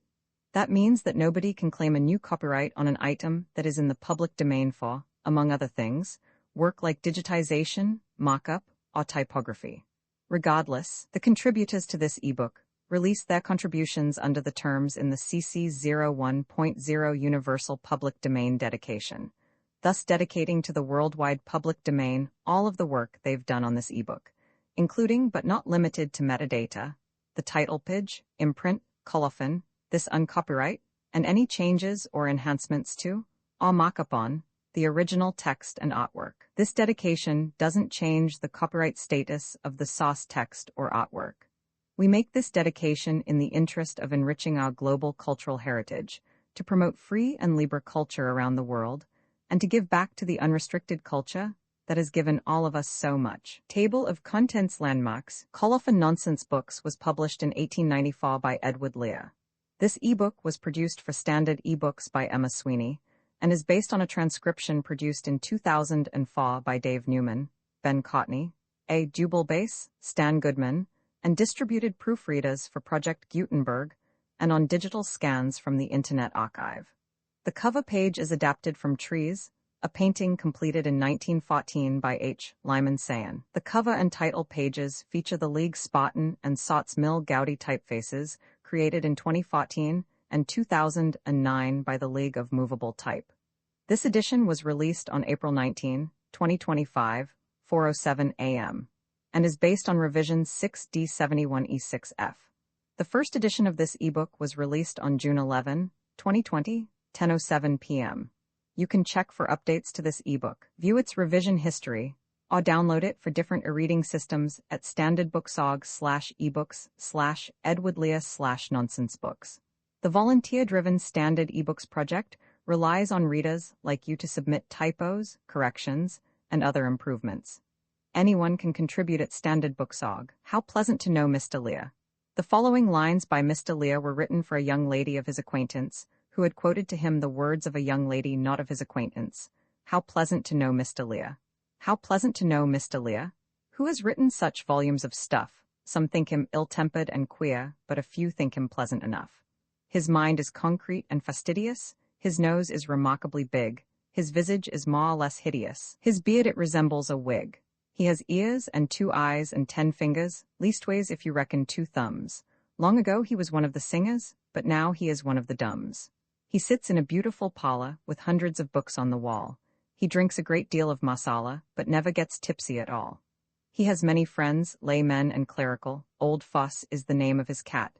His body is perfectly spherical. He weareth a runcible hat. When he walks in waterproof white, the children run after him so, calling out, "He's come out in his night-gown, that crazy old Englishman, oh!" He weeps by the side of the ocean, he weeps on the top of the hill, he purchases pancakes and lotion, and chocolate shrimps from the mill. He reads, but he cannot speak Spanish, he cannot abide ginger beer. Ere the days of his pilgrimage vanish, how pleasant to know Mr. Lear. Nonsense Books. Imprint this ebook is the product of many hours of hard work by volunteers for Standard eBooks, and builds on the hard work of other literature lovers made possible by the public domain. This particular ebook is based on a transcription from Project Gutenberg and on digital scans from the Internet Archive. The source text and artwork in this ebook are believed to be in the United States public domain. That is, they are believed to be free of copyright restrictions in the United States. They may still be copyrighted in other countries, so users located outside of the United States must check their local laws before using this ebook. The creators of, and contributors to, this ebook dedicate their contributions to the worldwide public domain via the terms in the CC 01.0 Universal Public Domain Dedication. For full license information, see the uncopyright at the end of this ebook. Standard eBooks is a volunteer-driven project that produces ebook editions of public domain literature using modern typography, technology, and editorial standards, and distributes them free of cost. You can download this and other ebooks carefully produced for true book lovers at standardbooksorg. Introduction. Edward Lear, the artist, author of journals of a landscape painter in various out-of-the-way countries, and of the delightful books of nonsense, which have amused successive generations of children, died on Sunday, January 29, 1888, at San Remo, Italy, where he had lived for 20 years. Few names could evoke a wider expression of passing regret at their appearance in the obituary column, for until his health began to fail, he was known to an immense and almost a cosmopolitan circle of acquaintance, and popular wherever he was known. Fewer still could call up in the minds of intimate friends a deeper and more enduring feeling of sorrow for personal loss, mingled with the pleasantest of memories, for it was impossible to know him thoroughly and not to love him. London, Rome, the Mediterranean countries generally, Ceylon and India, are still all dotted with survivors among his generation who will mourn for him affectionately, although his latter years were spent in comparatively close retirement. He was a man of striking nobility of nature, fearless, independent, energetic, given to forming for himself strong opinions, often hastily, sometimes bitterly, not always strong or sound in judgment, but always seeking after truth in every matter, and following it as he understood it in scorn of consequence. Utterly unselfish, devoted to his friends, generous even to extravagance towards anyone who had ever been connected with his fortunes or his travels, playful, light-hearted, witty, and humorous, but not without those occasional fits of black depression and nervous irritability to which such temperaments are liable. Great and varied as the merits of his pictures are, Lear hardly succeeded in achieving any great popularity as a landscape painter. His work was frequently done on private commission, and he rarely sent in pictures for the Academy or other exhibitions. His larger and more highly finished landscapes were unequal in technical perfection, sometimes harsh or cold in color, or stiff in composition, sometimes full of imagination, at others literal and prosaic, but always impressive reproductions of interesting or peculiar scenery. In later years, he used in conversation to qualify himself as a topographical artist, and the definition was true, though not exhaustive. He had an intuitive and a perfectly trained eye for the character and beauty of distant mountain lines, the solemnity of rocky gorges, the majesty of a single mountain rising from a base of plain or sea, and he was equally exact in rendering the true forms of the middle distances and the specialties of foreground detail belonging to the various lands through which he had wandered as a sketcher. Some of his pictures show a mastery which has rarely been equaled over the difficulties of painting an immense plain as seen from a height, reaching straight away from the eye of the spectator until it is lost in a dim horizon. Sir Roderick Murchison used to say that he always understood the geological peculiarities of a country he had only studied in Lear's sketches.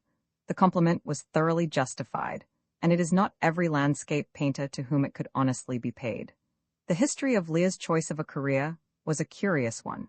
He was the youngest of 21 children, and through a family mischance, was thrown entirely on the limited resources of an elderly sister at a very early age. As a boy, he had always dabbled in colors for his own amusement, and had been given to poring over the ordinary boys' books upon natural history. It occurred to him to try to turn his infant talents to account, and he painted upon cardboard a couple of birds in the style which the older among us remember as having been called Oriental tinting, took them to a small shop, and sold them for fourpence. The kindness of friends, to whom he was ever grateful, gave him the opportunity of more serious and more remunerative study, and he became a patient and accurate zoological draftsman. Many of the birds in the earlier volumes of Good's magnificent folios were drawn for him by Lear. A few years back, there were eagles alive in the zoological gardens in Regent's Park, to which Lear could point as old familiar friends that he had drawn laboriously from claw to beak 50 years before. He united with this kind of work the more unpleasant occupation of drawing the curiosities of disease or deformity in hospitals. One day, as he was busily intent on the portrait of a bird in the zoological gardens, an old gentleman came and looked over his shoulder, entered into conversation, and finally said to him, "You must come and draw my birds at Knowsley." Lear did not know where Knowsley was, or what it meant, but the old gentleman was the 13th Earl of Derby. The successive Earls of Derby have been among Lear's kindest and most generous patrons. He went to Knowsley, and the drawings in the Knowsley Menagerie, now a rare and highly prized work among book collectors, are by Lear's hand. At Knowsley, he became a permanent favorite, and it was there that he composed in prolific succession his charming and wonderful series of utterly nonsensical rhymes and drawings. Lear had already begun seriously to study landscape. When English winters began to threaten his health, Lord Derby started a subscription which enabled him to go to Rome as a student and artist, and no doubt gave him recommendations among Anglo-Roman society, which laid the foundations of a numerous clientele. It was in the Roman summers that Lear first began to exercise the taste for pictorial wandering, which grew into a habit and a passion, to fill vivid and copious notebooks as he went, and to illustrate them by spirited and accurate drawings. And his first volume of Illustrated Excursions in Italy, published in 1846, is gratefully dedicated to his Knowsley patron. Only those who have traveled with him could know what a delightful comrade he was to men whose tastes ran more or less parallel to his own. It was not everybody who could travel with him, for he was so irrepressibly anxious not to lose a moment of the time at his disposal for gathering into his garners the beauty and interest of the lands over which he journeyed, that he was careless of comfort and health. Calabria, Sicily, the desert of Sinai, Egypt and Nubia, Greece and Albania, Palestine, Syria, Athos, Candia, Montenegro, Zagori. Who knows now where Zagori is, or was, were as thoroughly explored and sketched by him as the more civilized localities of Malta, Corsica, and Corfu. He read insatiably before starting all the recognized guidebooks and histories of the country he intended to draw, and his published itineraries are marked by great strength and literary interest, quite irrespectively of the illustrations. And he had his reward. It is not any ordinary journalist and sketcher who could have compelled from Tennyson such a tribute as lines to E.L. on his travels in Greece, Illyrian woodlands, echoing falls of water, sheets of summer glass, the long divine Penean pass, the vast Acrocronian walls, Tomerit, Athos, all things fair, with such a pencil, such a pen you shadow forth to distant men, I read and felt that I was there. Lear was a man to whom, as to Tennyson's Ulysses, all experience is an arch wherethrough gleams that untraveled world. After settling at San Remo, and when he was nearly 60 years old, he determined to visit India and Ceylon. He started once and failed, being taken so ill at Suez that he was obliged to return. The next year he succeeded, and brought away some thousands of drawings of the most striking views from all 3 presidencies and from the tropical island. His appetite for travel continued to grow with what it fed upon, and although he hated a long sea voyage, he used seriously to contemplate as possible a visit to relations in New Zealand. It may safely, however, be averred that no considerations would have tempted him to visit the Arctic regions. A hard-working life, checkered by the odd adventures which happen to the odd and the adventurous, and pass over the commonplace. A career brightened by the high appreciation of unimpeachable critics, lightened, till of late, by the pleasant society and good wishes of innumerable friends, saddened by the growing pressure of ill health and solitude, cheered by his constant trust in the love and sympathy of those who knew him best, however far away. Such was the life of Edward Lear. The London Saturday Review, Feb. Fa. 1888. Among the writers who have striven with varying success during the last 30 or 40 years to awaken the merriment of the rising generation of the time being, Mr. Edward Lear occupies the first place in seniority, if not in merit. The parent of modern nonsense writers, he is distinguished from all his followers and imitators by the superior consistency with which he has adhered to his aim, that of amusing his readers by fantastic absurdities, as void of vulgarity or cynicism as they are incapable of being made to harbor any symbolical meaning. He never deviates into sense, but those who appreciate him never feel the need of such deviation. He has a genius for coining absurd names and words, which, even when they are suggested by the exigencies of his meter, have a ludicrous appropriateness to the matter in hand. His verse is, with the exception of a certain number of Cockney rhymes, wonderfully flowing and even melodious, or, as he would say, melodious, while to all these qualifications for his task must finally be added the happy gift of pictorial expression, enabling him to double, nay, often to quadruple, the laughable effect of his text by an inexhaustible profusion of the quaintest designs. Generally speaking, these designs are, as it were, an idealization of the efforts of a clever child. But now and then, as in the case of the nonsense botany, Mr. Lear reminds us what a genuine and graceful artist he really is. The advantage to a humorist of being able to illustrate his own text has been shown in the case of Thackeray and Mr. W. S. Gilbert, to mention 2 familiar examples, but in no other instance of such a combination have we discovered such geniality as is to be found in the nonsense pictures of Mr. Lear. We have spoken above of the melodiousness of Mr. Lear's verses, a quality which renders them excellently suitable for musical setting, and which has not escaped the notice of the author himself. We have also heard effective arrangements, presumably by other composers, of the adventures of the table and the chair, and of the cruise of the owl and the pussycat, the latter introduced into the drawing-room entertainment of one of the followers of John Perry. Indeed, in these days of adaptations, it is to be wondered at that no enterprising librettist has attempted to build a children's comic opera out of the materials supplied in the 4 books with which we are now concerned. The first of these, originally published in 1846, and brought out in an enlarged form in 1863, is exclusively devoted to nonsense verses of one type. Mr. Lear is careful to disclaim the credit of having created this type, for he tells us in the preface to his 3rd book that the lines beginning, "There was an old man of Tobago," were suggested to me by a valued friend, as a form of verse leading itself to limitless variety for rhymes and pictures. Dismissing the further question of the authorship of There Was an Old Man of Tobago, we propose to give a few specimens of Mr. Lear's protean powers as exhibited in the variation of this simple type. Here, to begin with, is a favorite verse, which we are very glad to have an opportunity of giving, as it is often incorrectly quoted.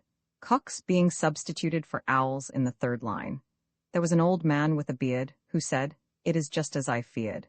2 owls and a hen, 4 larks and a wren, have all built their nests in my beard." With the kindly fatalism, which is the distinctive note of the foregoing stanza, the sentiment of our next extract is in vivid contrast. There was an old man in a tree, who was terribly bawed by a bee. When they said, "Does it buzz?" he replied, "Yes, it does. It's a regular brute of a bee." To the foregoing verse an historic interest attaches, if, that is, we are right in supposing it to have inspired Mr. Gilbert with his famous nonsense rhyme in blank verse. We quote from memory, "There was an old man of St. Bees who was stung in the arm by a wasp. When they asked, 'Does it hurt?' he replied, 'No, it doesn't, but I thought all the while 'twas a hornet.'"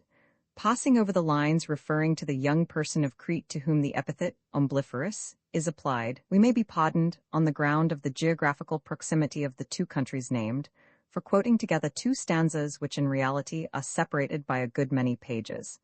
There was a young lady of Norway, who casually sat in a doorway. When the daws squeezed her flat, she exclaimed, "What of that?" This courageous young person of Norway. There was a young lady of Sweden, who went by the slow train to Sweden. When they cried, "Sweden station?" she made no observation, but thought she should go back to Sweden. A noticeable feature about this first book, and one which we think is peculiar to it, is the harsh treatment which the eccentricities of the inhabitants of certain towns appear to have met with at the hands of their fellow residents.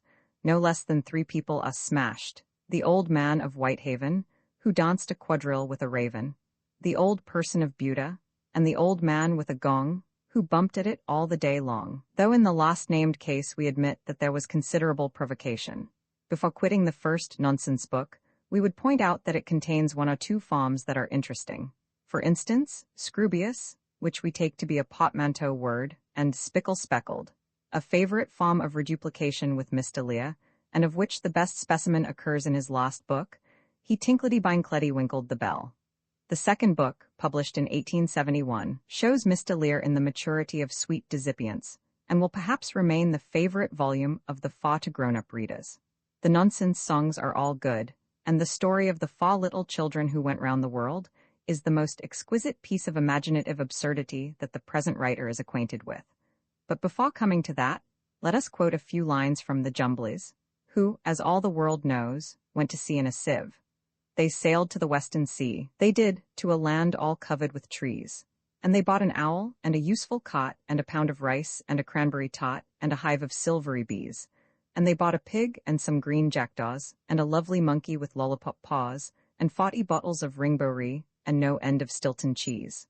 Far and few, are the lands where the Jumblies live.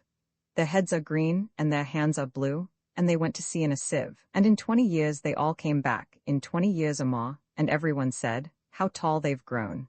For they've been to the lakes, and the Torrible Zone, and the hills of the Chankly Bar. From the pedestrian excursion of the table and the chair, we cannot resist making a brief quotation, though in this, as in every case, the inability to quote the drawings also is a sad drawback. So they both went slowly down, and walked about the town, with a cheerful bumpy sound, as they toddled round and round. And everybody cried, as they hastened to their side, "See, the table and the chair have come out to take the air." But in going down an alley to a castle in a valley, they completely lost their way, and wandered all the day, till, to see them safely back, they paid a ducky quack, and a beetle and a mouse, who took them to their house. Then they whispered to each other, "Oh, delightful little brother, what a lovely walk we've taken. Let us dine on beans and bacon." So the ducky, and the little brownie mousy, and the beetle dined, and danced upon their heads, till they toddled to their beds. The story of the 4 little children who went round the world follows next, and the account of the manner in which they occupied themselves while on shipboard may be transcribed for the benefit of those unfortunate persons who have not perused the original. During the daytime Violet chiefly occupied herself in putting salt water into a churn, while her 3 brothers churned it violently in the hope it would turn into butter, which it seldom if ever did. After journeying for a time, they saw some land at a distance, and when they came to it, they found it was an island made of water quite surrounded by earth. Besides that it was bordered by evanescent isthmuses with a great gulf stream running about all over it, so that it was perfectly beautiful, and contained only a single tree, 503 feet high. In a later passage, we read how, by and by the children came to a country where there were no houses, but only an incredibly innumerable number of large bottles without cocks, and of a dazzling and sweetly susceptible blue color. Each of these blue bottles contained a bluebottle fly, and all these interesting animals live continually together in the most copious and rural harmony. Nor perhaps in many parts of the world is such perfect and abject happiness to be found. Our last quotation from this inimitable recital shall be from the description of their adventure on a great plain where they espied an object which, on a nearer approach, and on an accurately cutaneous inspection, seemed to be somebody in a large white wig sitting on an armchair made of sponge cake and oyster shells. This turned out to be the cooperative cauliflower, who, while the whole party from the boat was gazing at him with mingled affection and disgust, suddenly arose, and in a somewhat plumdomphious manner hurried off towards the setting sun, his steps supported by two superincumbent confidential cucumbers, till he finally disappeared on the brink of the western sky in a crystal cloud of sudorific sand. So remarkable a sight of course impressed the 4 children very deeply, and they returned immediately to their boat with a strong sense of undeveloped asthma and a great appetite. In his 3rd book, Mr. Lear takes occasion, in an entertaining preface, to repudiate the charge of harboring any ulterior motive beyond that of nonsense pure and absolute in any of his verses or pictures, and tells a delightful anecdote illustrative of the persistently absurd report that the Earl of Derby was the author of the 1st book of nonsense.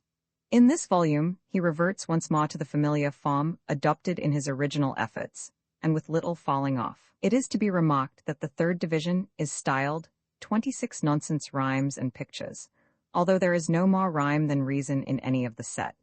Our favorite illustrations are those of the Scroobius snake, who always wore a hat on his head, for fear he should bite anybody, and the visibly vicious vulture, who wrote some verses to a veal cutlet in a volume bound in vellum.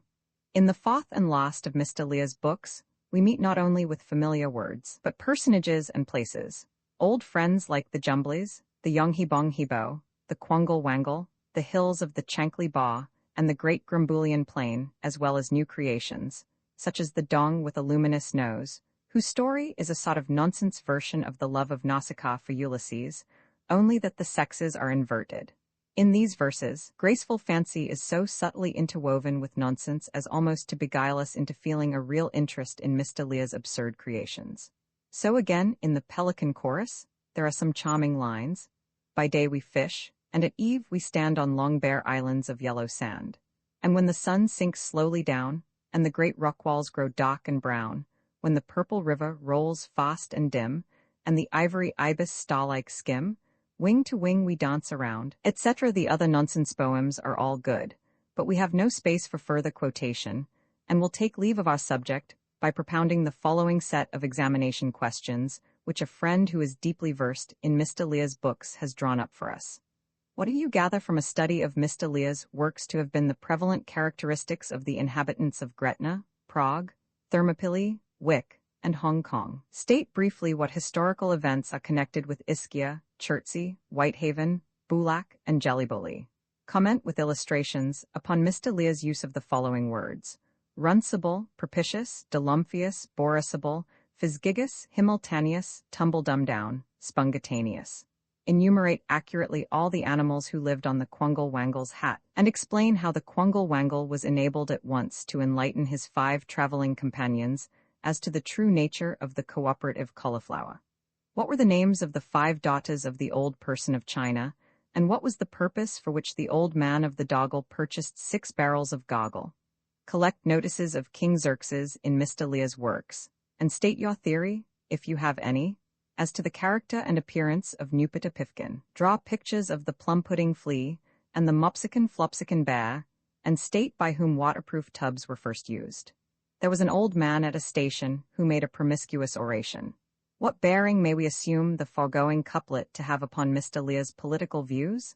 The London Spectator. Laughable lyrics, a fourth book of nonsense poems, songs, botany, music, etc. Laughable lyrics, the dong with a luminous nose when awful darkness and silence reign over the great Grumbulian plain, through the long, long wintry nights, when the angry breakers roar as they beat on the rocky shore, when storm clouds brood on the towering heights of the hills of the Chankly Bar, then, through the vast and gloomy dark there moves what seems a fiery spark, a lonely spark with silvery rays piercing the coal-black night, a meteor strange and bright.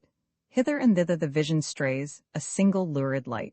Slowly it wanders, pauses, creeps, and on it sparkles, flashes, and leaps, and ever as onward it gleaming goes a light on the bong tree stems it throws.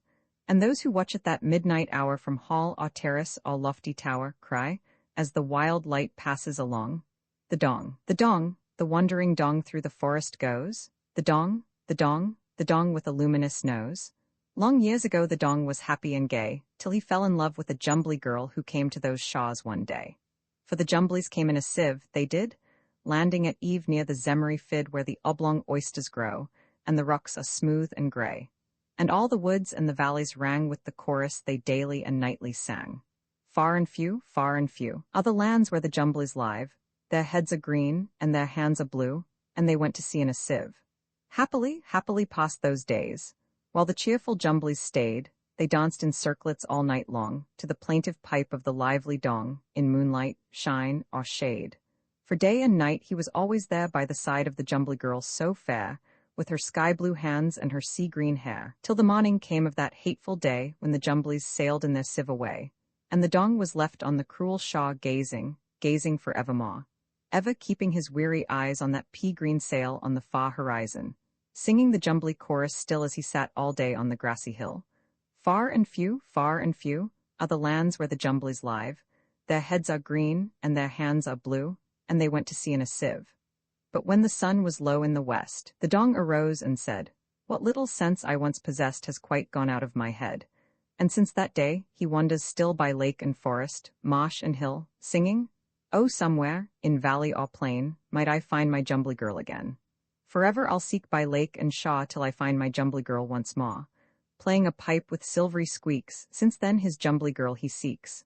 And because by night he could not see, he gathered the bark of the twangum tree on the flowery plain that grows, and he wove him a wondrous nose, a nose as strange as a nose could be, of vast proportions and painted red, and tied with cords to the back of his head.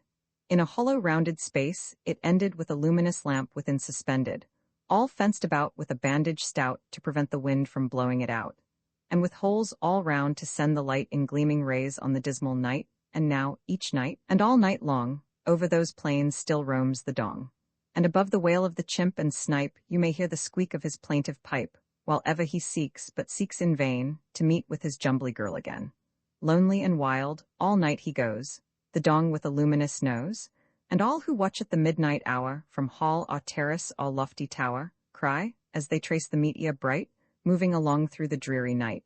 This is the hour when forth he goes, the dong with a luminous nose. Yonder, over the plain he goes, the dong with a luminous nose.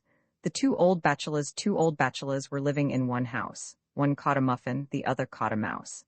Said he who caught the muffin to him who caught the mouse, "This happens just in time, for we've nothing in the house save a tiny slice of lemon and a teaspoonful of honey, and what to do for dinner, since we haven't any money. And what can we expect if we haven't any dinner, but to lose our teeth and eyelashes and keep on growing thinner?"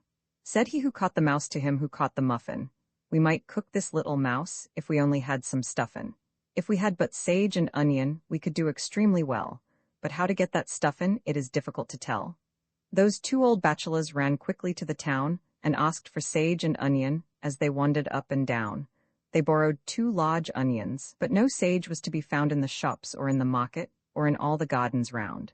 But someone said, "A hill there is, a little to the north, and to its perpendicular top a narrow way leads forth, and there among the rugged rocks abides an ancient sage, an earnest man, who reads all day a most perplexing page. Climb up and seize him by the toes, all studious as he sits, and pull him down, and chop him into endless little bits. Then mix him with your onion, cut up likewise into scraps, when your stuffin' will be ready, and very good, perhaps." Those two old bachelors, without loss of time, the nearly perpendicular crags at once began to climb, and at the top among the rocks, all seated in a nook, they saw that sage a reading of a most enormous book. "You earnest sage?" aloud they cried. "Your book you've read enough in. We wish to chop you into bits to mix you into stuffin'." But that old sage looked calmly up, and with his awful book, at those two bachelors' bald heads a certain aim he took, and over crag and precipice they rolled promiscuous down. At once they rolled, and never stopped in lane or field or town. And when they reached their house, they found, besides their want of stuffin', the mouse had fled, and, previously, had eaten up the muffin. They left their home in silence by the once convivial daw, and from that hour those bachelors were never heard of more. The pelicans, the pelican chorus, king and queen of the pelicans we, no other birds so grand we see, none but we have feet like fins, with lovely leathery throats and chins, pluffskin, pelican G, we think no birds so happy as we, plumpskin, plushkin, pelican Jill, we think so then, and we thought so still we live on the Nile we love. By night we sleep on the cliffs above, by day we fish, and at eve we stand on long bare islands of yellow sand.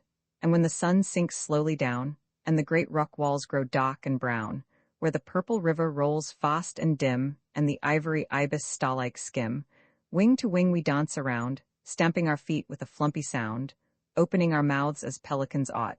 And this is the song we nightly snot, pluffskin, pelican G, we think no birds so happy as we, plumpskin, plushkin, pelican Jill. We think so then, and we thought so still.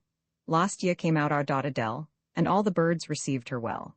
To do her honor a feast we made for every bird that can swim or wade, herons and gulls and cormorants black, cranes and flamingos with scarlet back, plovers and storks and geese in clouds, swans and dilbury ducks in crowds, thousands of birds in wondrous flight. They ate and drank and danced all night, and echoing back from the rocks you heard multitude echoes from bird and bird, pluffskin, pelican G, we think no birds so happy as we, plumpskin, pelican Jill, we think so then and we thought so still. Yes, they came, and among the rest the king of the cranes all grandly dressed. Such a lovely tail. Its feathers float between the ends of his blue dress coat, with pea-green trousers all so neat, and a delicate frill to hide his feet, for though no one speaks of it, everyone knows he has got no webs between his toes. As soon as he saw our daughter Dell, in violent love that crane king fell, on seeing her waddling form so fair, with a wreath of shrimps in her short white hair. And before the end of the next long day, our Dell had given her heart away, for the king of the cranes had won that heart with a crocodile's egg and a large fish dot. She vowed to marry the king of the cranes, leaving the Nile for stranger plains, and away they flew in a gathering crowd of endless birds in a lengthening cloud. Pluffskin, pelican G, we think no birds so happy as we, plumpskin, pelican Jill, we think so then and we thought so still. And far away in the twilight sky we heard them singing a lessening cry, farther and farther, till out of sight, and we stood alone in the silent night. Often since, in the nights of June, we sit on the sand and watch the moon. She has gone to the great Grumbulian plain, and we probably never shall meet again. Oft in the long still nights of June, we sit on the rocks and watch the moon. She dwells by the streams of the Chankly Baw, and we probably never shall see her more. Pluffskin, pelican G, we think no birds so happy as we, plumpskin, pelican Jill, we think so then and we thought so still. Note, the air of this and the following song by Edward Lear, the arrangement for the piano by Professor Pom, of San Remo, Italy.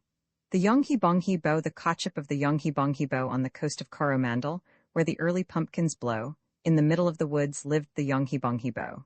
2 old chairs and half a candle, 1 old jug without a handle. These were all his worldly goods. In the middle of the woods, these were all the worldly goods of the Yonghi Bo, of the Yonghi Bo. Once, among the bong trees walking where the early pumpkins blow, to a little heap of stones came the Yonghi Bo. There he heard a lady talking, to some milk-white hens of docking. 'Tis the Lady Jingly Jones. On that little heap of stones sits the Lady Jingly Jones, said the Yonghi Bo, said the Yonghi Bo. Lady Jingly, sitting where the pumpkins blow, will you come and be my wife? Said the Yonghi Bo. I am tired of living singly, on this coast so wild and shingly. I'm weary of my life. If you'll come and be my wife, quite serene would be my life. Said the Yonghi Bo, said the Yonghi Bo. On this coast of Coromandel shrimps and watercresses grow, prawns are plentiful and cheap, said the Yonghi Bo. You shall have my chairs and candle and my jug without a handle. Gaze upon the rolling deep, fish is plentiful and cheap. As the sea, my love is deep, said the Yonghy-Bong-He-Bo, said the Yonghy-Bong-He-Bo. Lady Jingli answered sadly, and her tears began to flow. Your proposal comes too late, Mr. Yonghy-Bong-He-Bo. I would be your wife most gladly. Here she twirled her fingers madly. But in England I've a mate. Yes, you've asked me far too late, for in England I've a mate, Mr. Yonghy-Bong-He-Bo, Mr. Yonghy-Bong-He-Bo. Mr. Jones, his name is Handel Jones, Esquire and Co.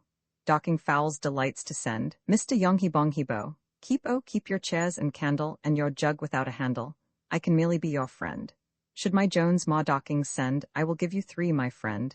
Mr. Yonghy-Bong-Bo, Mr. Yonghy-Bong-He-Bo.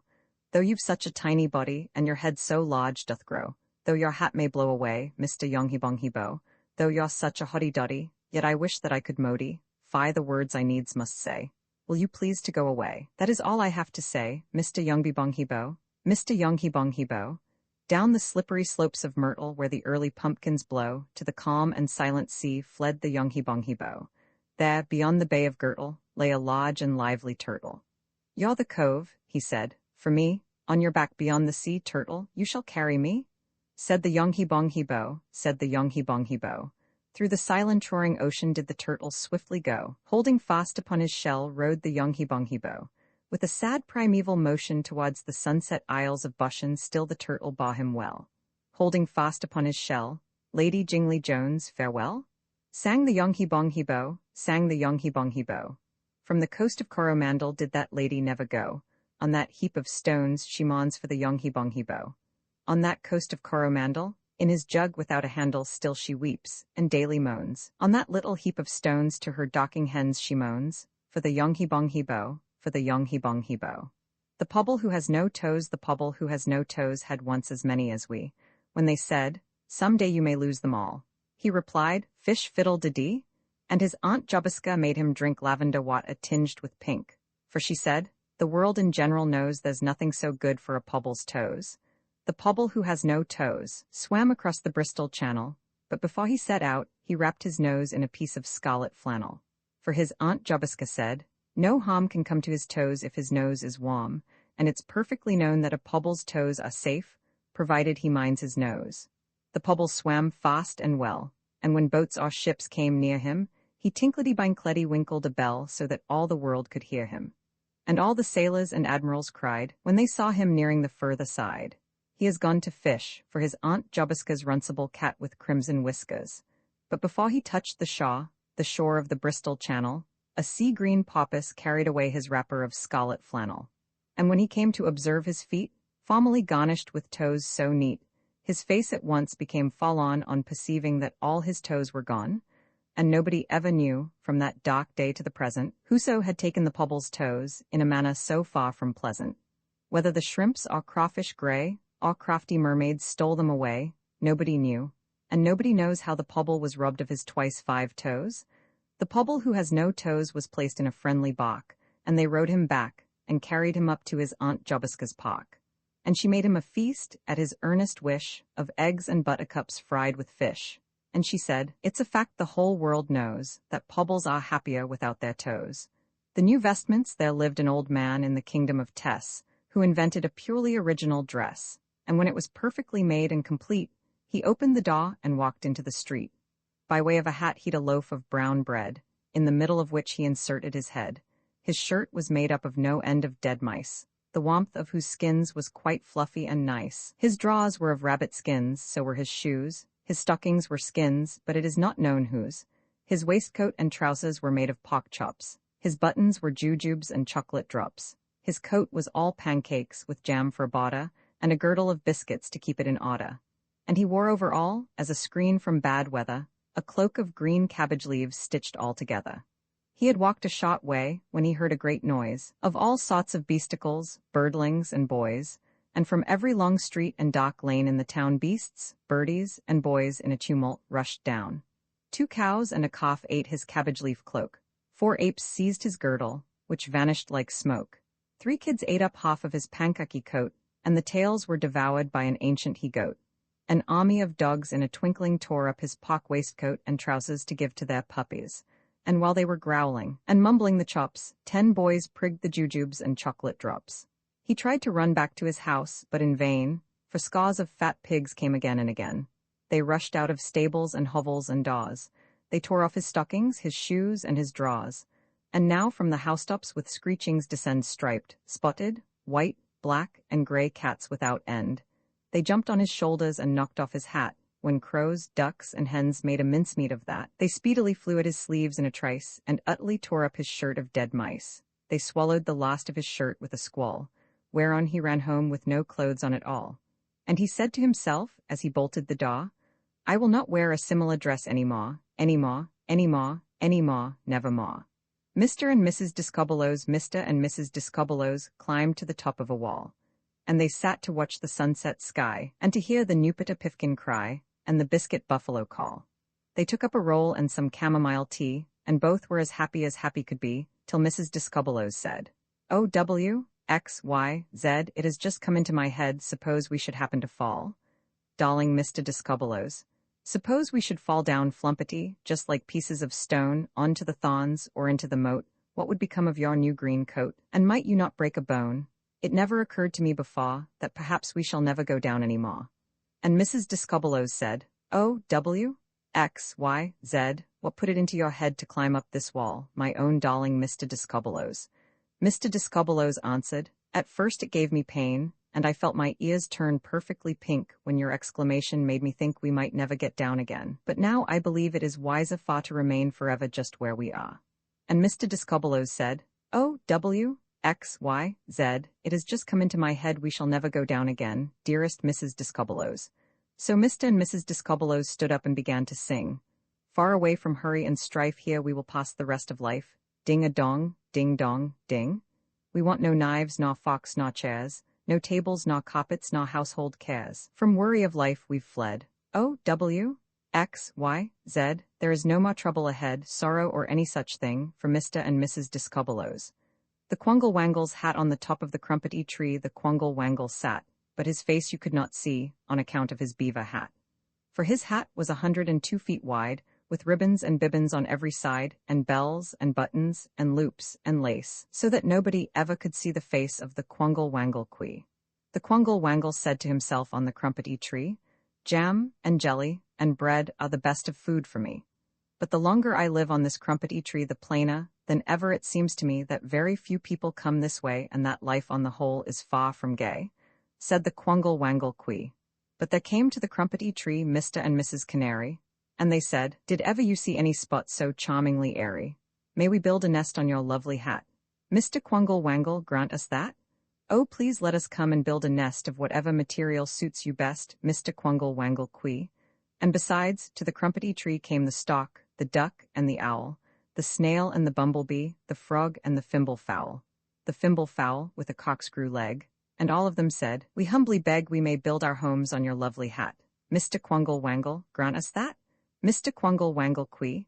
And the golden grouse came there, and the pobble who has no toes, and the small Olympian bear, and the dong with a luminous nose, and the blue baboon who played the flute, and the orient calf from the land of Tute, and the Aturi squash, and the bisky bat, all came and built on the lovely hat of the Quangle-Wangle-Quee. And the Quangle-Wangle said to himself on the crumpety tree, "When all these creatures move, what a wonderful noise there'll be."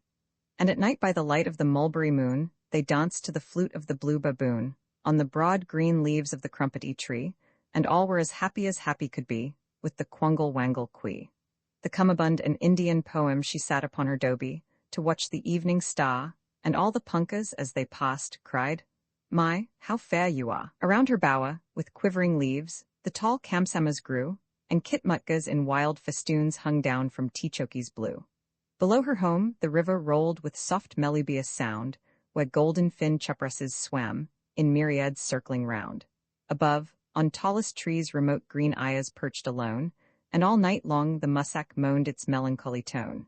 And where the purple nullas threw their branches far and wide, and silvery gorywallas flew in silence, side by side the little beastie's twittering cry rose on the flagrant air, and oft the angry jampan howled deep in his hateful lair.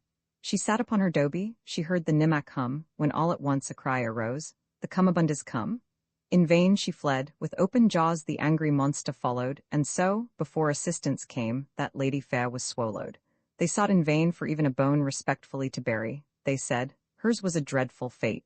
And Echo answered, very. They nailed her Dobie to the wall, where lost her form was seen, and underneath they wrote these words in yellow, blue, and green. Beware ye fair, beware. Naw sit out late at night, lest horrid cummerbunds should come and swallow you outright. Note. First published in Times of India, Bombay, July, 1874.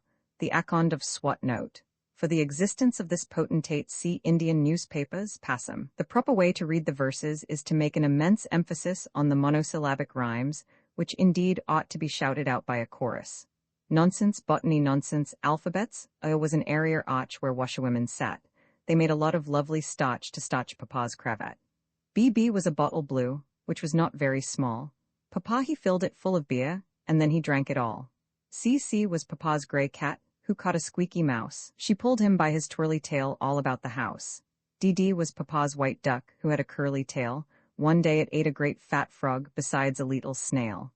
EE was a little egg upon the breakfast table. Papa came in and ate it up as fast as he was able. FF was a little fish. Cook in the river took it, Papa said. Cook, cook, bring a dish, and cook, be quick and cook it. GG was Papa's new gun, he put it in a box, and then he went and bought a bun, and walked about the docks. HH was Papa's new hat, he wore it on his head. Outside it was completely black, but inside it was red. II was an inkstand new, Papa he likes to use it. He keeps it in his pocket now, for fear that he should lose it. JJ was some apple jam, of which Papa ate pot, but all the rest he took away and stuffed into a tot.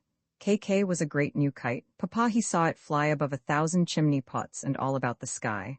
LL was a fine new lamp, but when the wick was lit, Papa he said, this light ain't good, I cannot read a bit. MM was a dish of mince, it looked so good to eat. Papa he quickly ate it up and said, this is a treat. NN was a nut that grew high up upon a tree. Papa, who could not reach it, said, that's much too high for me. OO was an owl who flew all in the dark away. Papa said, what an owl you are, why don't you fly by day? PP was a little pig, went out to take a walk. Papa he said, if Piggy dead, he'd all turn into Pock. QQ was a quince that hung upon a garden tree. Papa he brought it with him home and ate it with his tea. RA was a railway rug extremely large and warm. Papa he wrapped it round his head in a most dreadful storm. SS was Papa's new stick, Papa's new thumping stick, to thump extremely wicked boys because it was so thick. TT was a tumbler full of punch all hot and good. Papa he drank it up when in the middle of a wood. UU was a silver urn, full of hot scalding water. Papa said, if that urn were mine, I'd give it to my daughter. VV was a villain, once he stole a piece of beef. Papa he said, oh, dreadful man, that villain is a thief. WW was a watch of gold, it told the time of day, so that Papa knew when to come and when to go away. XX was King Xerxes, whom Papa much wished to know, but this he could not do, because Xerxes died long ago.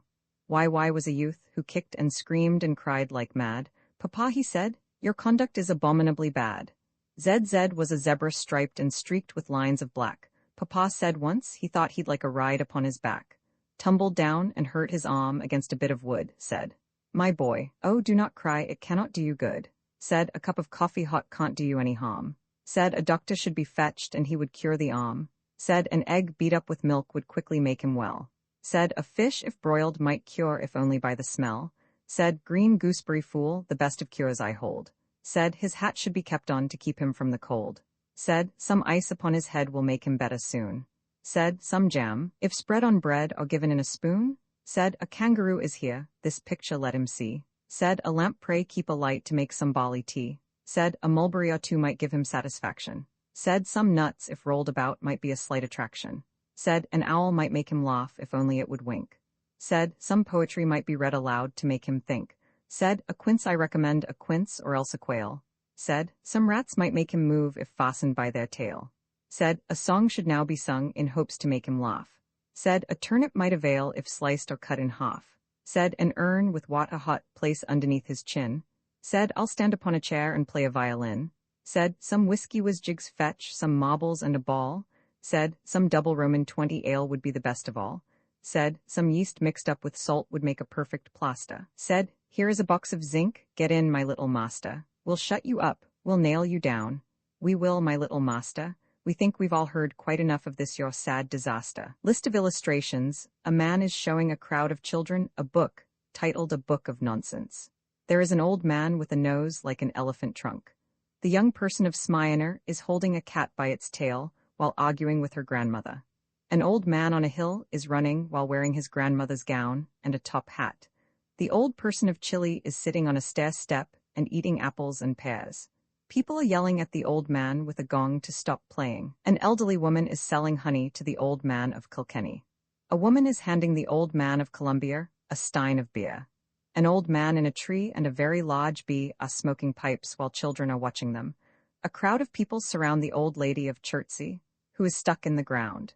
A young lady is playing a harp with only her very long and pointy chin. A snake is slithering out of the old flutist's boot. The young lady of Portugal is in a tree and using a handheld telescope to look out over the sea. An old person of Ischia is dancing while holding a guitar. An old man of Vienna is drinking with a ladle from a jug of chamomile tea on the table. There is a panicking old man in a boat. A large man is threatening an old person of Buda with a mallet. The old man of Moldavia is sleeping on a table. The fat old person of Hearst keeps drinking. An old man of Madras is falling off a donkey. Large bees are stinging an old person's nose and knees. The old person of Leeds is eating gooseberry fool. An old person of Cadiz is drowning while his daughter is calling out to him. A large old man of the Isles is smiling and playing the fiddle. The old person of Basing is riding away on a horse while being chased by some people. Large rats are eating clothing while an old man sleeps. An old person is surrounded by rabbits with one hanging out of his mouth. An old man of the West is wearing a very large vest and standing on a chair with onlookers pointing at him. 5 daughters of the old man of Marseille are fishing. The old man of the Wrekin is drawing attention to himself. There is a young lady with a long nose and another woman helping to carry it. A young lady of Norway and her chair are esquised behind a door. The old man of Apulia is offering a plate of buns to his sons. A giant beetle is crawling on the old man's back and neck. 3 pigs are listening to a young lady of Butte play the flute. An old person of Philo is sitting in a palm tree overlooking ancient-looking ruins. An old man with a poker is standing over 2 people lying on the ground. 2 people are spoon-feeding butter to the old person of Prague. A woman is putting a pan into the stove with the small old man of Peru sitting in it. A woman is trying to remove the old man of the north from the basin by using a small hook.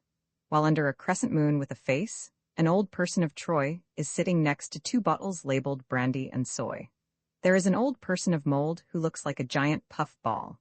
An old person of Tring and a moon with a large nose are staring at each other. A horse is glaring at the old man of Nepal, whose legs have become disconnected from the rest of his body. Both of the old man's thumbs are falling through the air. An old man of the Abruzzi is trying to see one of his feet.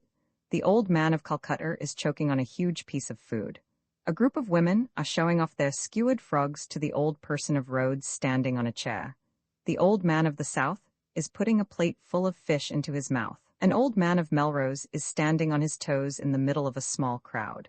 One man of the D has a big flea on his knee, and another man is holding out a hatchet. A young lady of Lucre is in a tree, surrounded by a crowd. An old man of Koblenz, with extremely long legs, is walking around with a cane. A couple is running off together, and the old man of Bohemia is reaching out to them. The old man of Corfu is running while holding a cane and smoking a pipe. An old man of Vesuvius sits next to a bottle of rum and watches his book be engulfed by smoke. An old man of Dundee is standing in a tree, surrounded by a murder of crows. A woman is sitting on a holly and waving her hands in the air. A man is closing the lid of a box while his wife is in it. The old person of Rhymes is being fed cake while lying in bed. A large dog is looking down on his owner, the old man of Leghorn. A man is handing out pieces of his vest to 3 girls. The old man of Jamaica and a woman are having a conversation. There is a man smiling at a cow. A young lady of Troy is carrying large dead flies. More dead flies are lying on the ground and under the running water pump. The young lady of Hull is waving a spade at a bull. An old person of Dutton is wearing a large wig, which makes his small head look even smaller. A large bird and a man are staring at each other. A young lady of Russia is screaming and being fanned by another woman. A young lady of Tyre is dusting a lyre with her broom. An angry old person of Bangor is throwing his boots in the air. A horde of children are wreaking havoc in the dining room while an old man of the east watches. An old man of the coast is sitting on a post surrounded by the ocean and ships. A fat dog and his owner, the old man of Kamchatka, are going on a walk. An old person of Gretna fell into a smoking crater. People are watching a bearded man ride a rearing horse. Women are standing around a table holding a cake, and the old man of Berlin is inside it. An old man of the West is standing on his nose and chin, with two men holding his legs. An old person of Cheadle has his feet locked in the stock. The old person of Annalee is walking while carrying pigs by their tails, one in each hand. A young lady of Wales is reeling in a huge fish.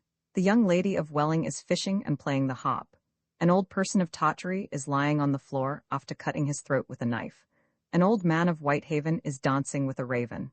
A train carrying the young lady of Sweden is leaving Weedon station. Children are throwing stones at the old person of Chester. An ape, owned by an old man of the Cape, is trying to start a fire. A woman and a distressed old person of Burton are having a conversation.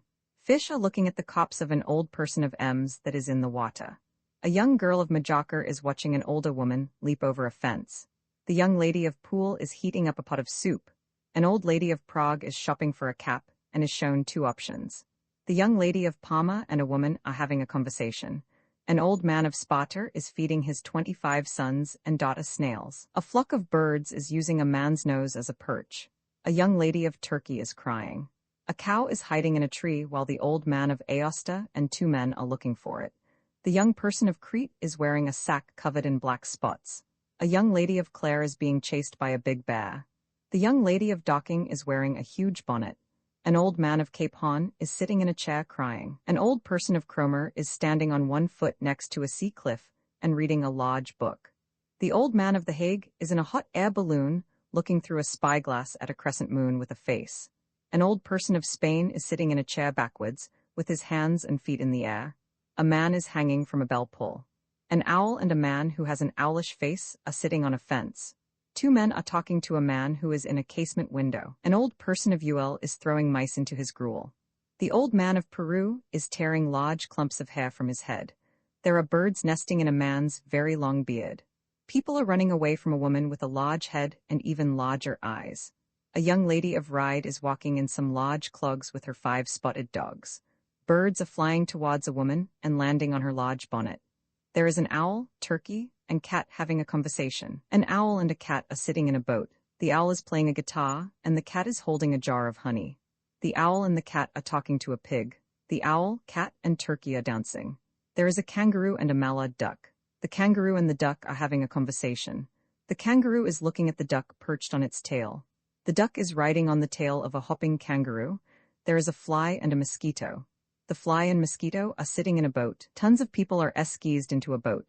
2 horses are being ridden by sugar tongs. A flock of birds is flying towards a tree. A little fish is tipping his hat to all the other fish. There are 4 mice. 2 are sitting in a teacup while the others watch them. There are 2 grasshoppers, a butterfly, beetle, and bee are going about their business.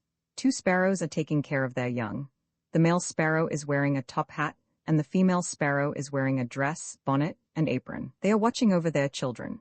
There is a horse-drawn carriage that is carrying a broom, shovel, poker, and tongs. The broom, shovel, poker, and tongs are sitting down waiting for the kettle to heat up. There is a table and a chair. The table and chair are looking at the duck, beetle, and mouse. The chair, table, duck, beetle, and mouse are standing on their heads. The image depicts 1 girl and 3 boys. From left to right, Violet is wearing a spotted dress with a feathered hat. Slingsby is the tallest boy and is wearing a top hat.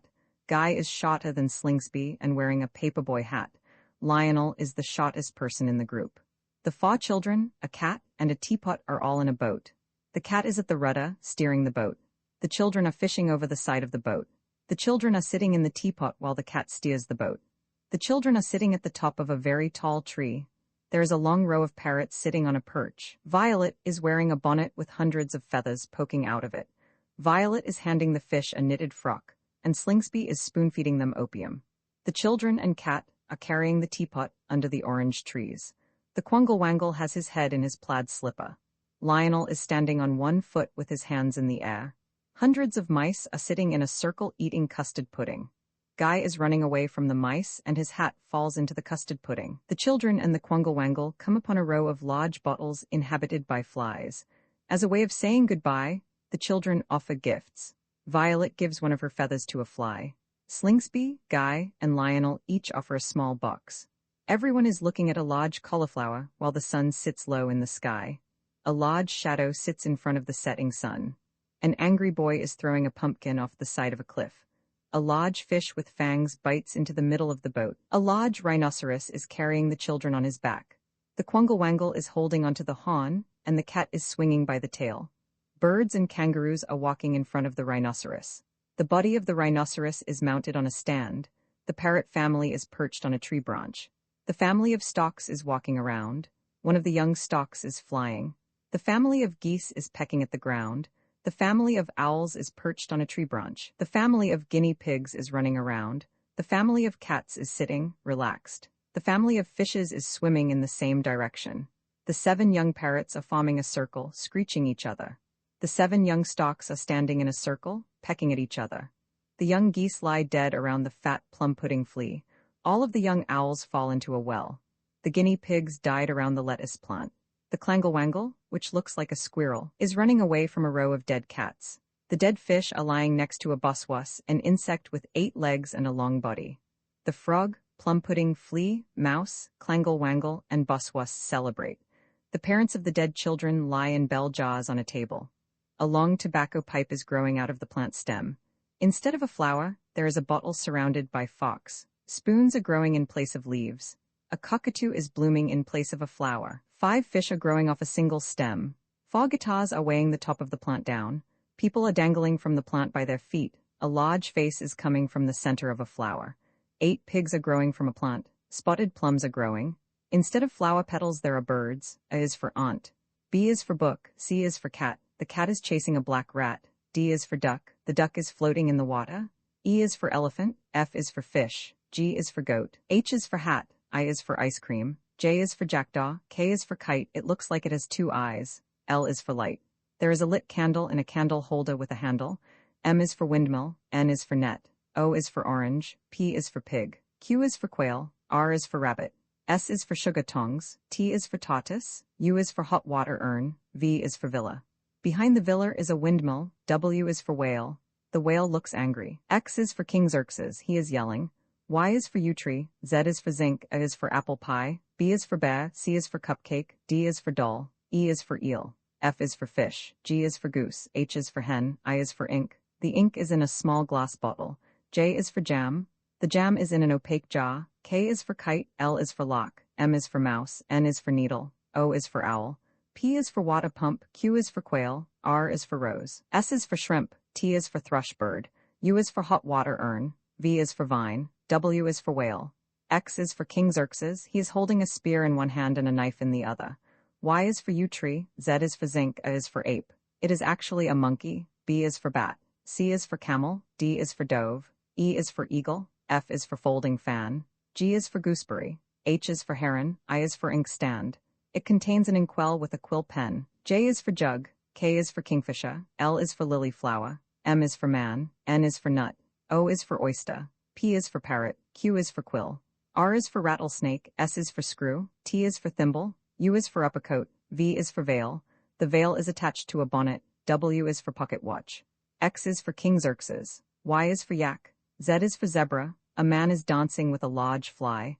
Edward Lear is handing his cane and hat to a confused cartoon man. The plant is blooming, barking dog heads. A cage containing a hen and surrounding chicks form the shape of a flower. Teapots are growing from the plant. Inchworms are crawling up the plant stem. A broom is growing out of the ground. A slug is sitting on a leaf. A round table with cakes is growing out of the ground. It is a plant growing boots and shoes. A large bell is growing off a bamboo shoot. The plant is blooming pocket watches. Instead of a flower, there is a large wooden tub. 5 tigers are in place of flower petals. A young person of Bantry is sleeping on a pantry shelf and feeding the mice crawling all over her. A sad man is sitting on the train rails, waving his hands in the air. Another man is shouting and pointing at the man on the ground. An old person of Minty is throwing apples and pears at 3 people. An old man of Thermopylae is dropping an egg into a shoe. He's holding a shoe over a pot of boiling water. Another man is watching this happen, looking very confused. An old person of Deal is walking on his heels with the help of 2 canes. Another man is wondering why he is doing this. The old man on the Humber and his friend are amazed by the small black cake. A lantern is sitting on top of the man's large nose while he fishes. An old man of Dunrose is jumping in the air, waving his hands in the air, while a parrot is biting his nose. Another man is pointing at them. The old man of Toulouse is wearing shoes that are too big. An old person of Brie is hugging a school of fish with one arm and washing a dish in the sea with the other. The old person of Bromley, a frog-like man, is sitting on the ground surrounded by spiders. A herd of cats, mice, snakes, and rats is following an old person of Shields. An old man of Dunluce is riding a swimming goose. A crowd is huddled under the large brim of a hat to escape from the rain. A giant grasshopper is sitting on a man's back. The old man of the Doggle is sitting on a hill, pushing barrels down it. Two men are rolling up the long thin person of Pinner sitting in a chair. An old person of China is talking to his 6 daughters. A large frog and a man with a frog-like face are sitting on a log having a conversation. A large shirt frill makes the person of Brill look like a fish. An old person of Wick and a stranger are waving their arms in the air. Two men are offering a box to the old man at a station. An old man of 3 Bridges is sitting on a wheel holding a fork with a thin piece of meat on it. An old man of Hong Kong is lying on the ground with a sack over his head. A woman is covered by a large shawl with only her face showing.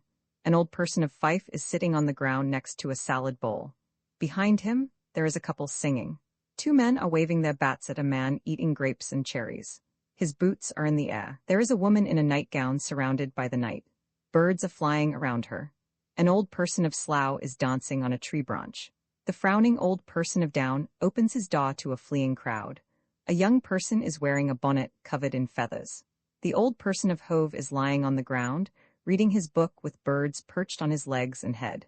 A young person sways on her feet as her daughter brings a large jug of water. The old lady of France is talking to her flock of ducklings. An old person of Putney is sitting by the sea while drinking tea and eating spiders. The old person of Loo is upset with the other woman. The old person of Woking is sitting on a fence, wearing a bucket on his head. The skinny old person of Dean stabs a single pea with his fork. A young lady is greeted by another woman. An old man in a garden is having a conversation with a woman. An old person of Peacer is waving a stick at her 3 daughters. The old person of Florence is putting mustard on a bustard. Behind him is a pile of mutton chops on the floor. The old person of Sheen is sitting in the water, drinking porter. An old person of Ware is riding a bear. The young person of Janina's head floats away from her body as her uncle continues to fan her. An old man of Kashmir looks over the wall. 2 ducks are swimming in the water. 3 children play with the tassel attached to the old person's nose. The old person of Pret sits in a cot, eating an apple tart. An old man of Spithead is opening his window. The old man on the border is dancing with his cat and pouring water into his hat. An old man of Dumry drinking tea with a large parliament of owls. The old person of Filey is dancing to the sound of a bell. An old man is drinking capers sauce with a spoon. The old man of Abreem is screaming at 2 angry men holding sticks. An old person of Wilts is walking on stilts covered in flowers.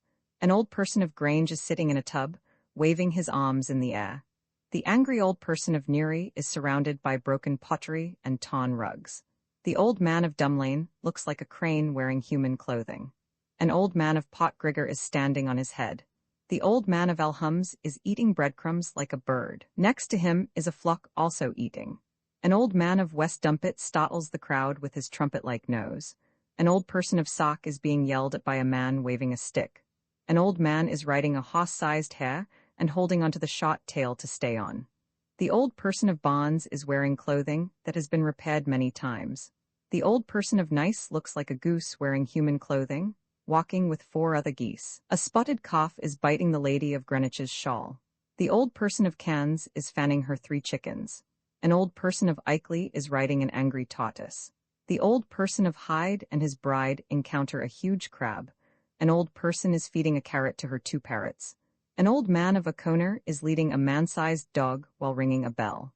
The old Perron of Sestry sits on the ground while a man tries to talk to him. The old person is cutting a mutton chop with his scythe. The young person of Ayr has a cubed head with a feather sticking out from the top. An old person of Rimini is running down a steep hill.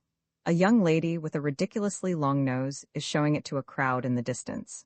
The old person of Ealing drives a 2-wheeled carriage with a pig sitting in the seat next to him and 3 owls perched around them. The old man of Thames Ditton sits on a top hat while 2 men hold him by his arms.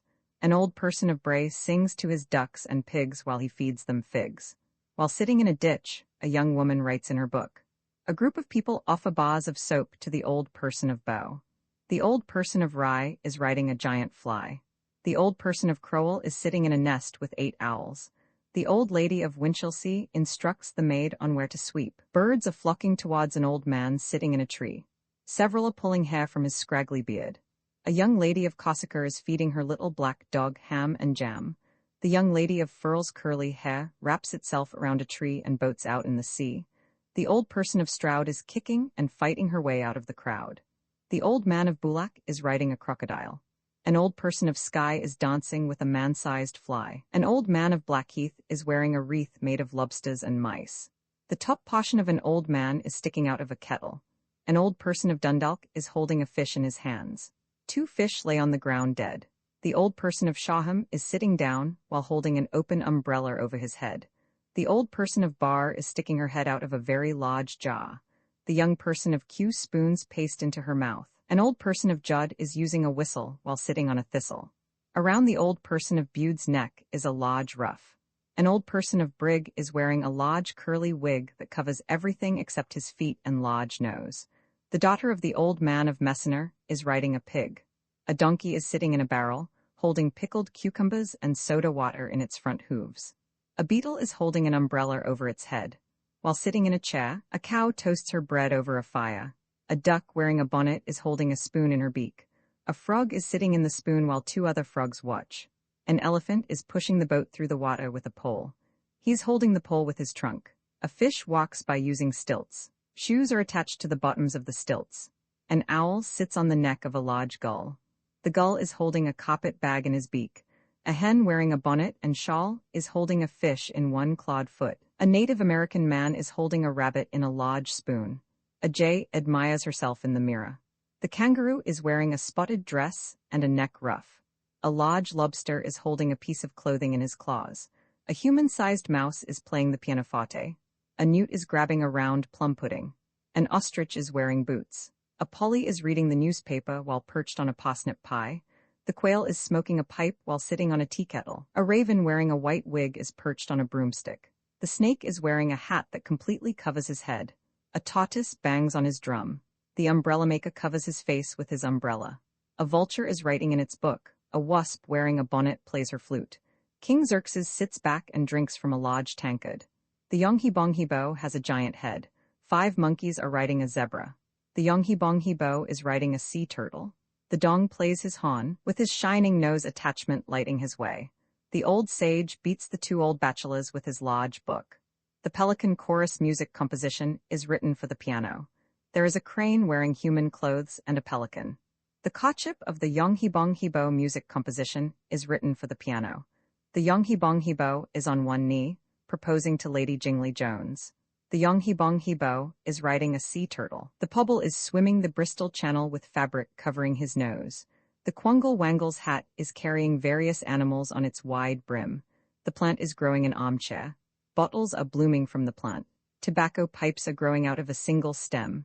Bubbles are coming out of the pipes. The flies from the plant are pulling it down with their weight. Instead of a flower, there is a large crab.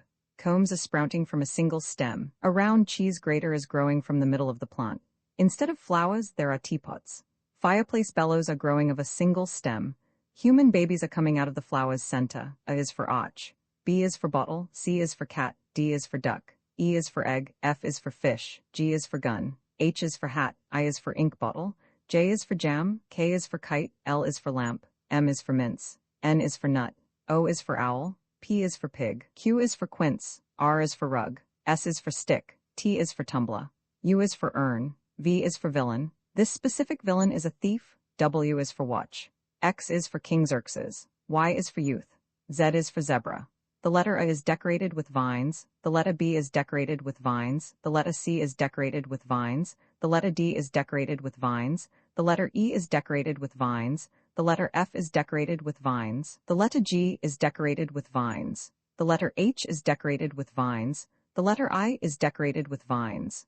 The letter J is decorated with vines. The letter K is decorated with vines. The letter L is decorated with vines. The letter M is decorated with vines. The letter N is decorated with vines. The letter O is decorated with vines. The letter P is decorated with vines. The letter Q is decorated with vines. The letter R is decorated with vines. The letter S is decorated with vines. The letter T is decorated with vines. The letter U is decorated with vines. The letter V is decorated with vines. The letter W is decorated with vines. The letter X is decorated with vines. The letter Y is decorated with vines. The letter Z is decorated with vines. More nonsense pictures, rhymes, botany, etc. Introduction in offering this little book, the third of its kind, to the public. I am glad to take the opportunity of recording the pleasure I have received at the appreciation its predecessors have met with, as attested by their wide circulation, and by the universally kind notices of them from the press. To have been the means of administering innocent mirth to thousands may surely be a just motive for satisfaction, and an excuse for grateful expression. At the same time, I am desirous of adding a few words as to the history of the two previously published volumes, and more particularly of the first or original book of nonsense, relating to which many absurd reports have crept into circulation, such as that it was the composition of the late Lord Brougham, the late Earl of Derby, etc., that the rhymes and pictures are by different persons, or that the whole have a symbolical meaning, etc., whereas every one of the rhymes was composed by myself, and every one of the illustrations drawn by my own hand at the time the verses were made. Moreover, in no portion of these nonsense drawings have I ever allowed any caricature of private or public persons to appear, and throughout, more care than might be supposed has been given to make the subjects incapable of misinterpretation. Nonsense, pure and absolute, having been my aim throughout. As for the persistently absurd report of the late Earl of Derby being the author of the first book of nonsense, I may relate an incident which occurred to me 4 summers ago, the first that gave me any insight into the origin of the rumour. I was on my way from London to Guildford, in a railway carriage, containing, besides myself, 1 passenger, an elderly gentleman. Presently, however, 2 ladies entered, accompanied by 2 little boys. These, who had just had a copy of the book of nonsense given them, were loud in their delight, and by degrees infected the whole party with their mirth. "How grateful," said the old gentleman to the 2 ladies, "all children and parents too, ought to be to the statesman who has given his time to composing that charming book." The ladies looked puzzled, as indeed was I, the author. "Do you not know who is the writer of it?" asked the gentleman. "The name is Edward Lear," said one of the ladies. "Ah," said the first speaker, "so it is printed, but that is only a whim of the real author, the Earl of Derby. Edward is his Christian name, and as you may see, Lear is only Earl transposed." "But," said the lady, doubtingly, "here is a dedication to the great-grandchildren, grandnephews, and grandnieces of Edward, 13th Earl of Derby, by the author, Edward Lear." "That," replied the other, "is simply a piece of mystification. I am in a position to know that the whole book was composed and illustrated by Lord Derby himself. In fact, there is no such a person at all as Edward Lear." "Yet," said the other lady, "some friends of mine tell me they know Mr. Lear." "Quite a mistake, completely a mistake," said the old gentleman, becoming rather angry at the contradiction. "I am well aware of what I am saying. I can inform you no such a person as Edward Lear exists." Hitherto I had kept silence, but as my hat was, as well as my handkerchief and stick, largely marked inside with my name, and as I happened to have in my pocket several letters addressed to me, the temptation was too great to resist. So, flashing all these articles at once on my would-be extinguisher's attention, I speedily reduced him to silence. The second volume of nonsense, commencing with the verses, "The Owl and the Pussycat," was written at different times, and for different sets of children. The whole being collected in the course of last year, were then illustrated and published in a single volume by Mr. R. J. Bush, of 32 Charing Cross. The contents of the third or present volume were made also at different intervals in the last 2 years. Long years ago, in days when much of my time was passed in a country house, where children and mirth abounded, the lines beginning, "There was an old man of Tobago," were suggested to me by a valued friend, as a form of verse lending itself to limitless variety for rhymes and pictures.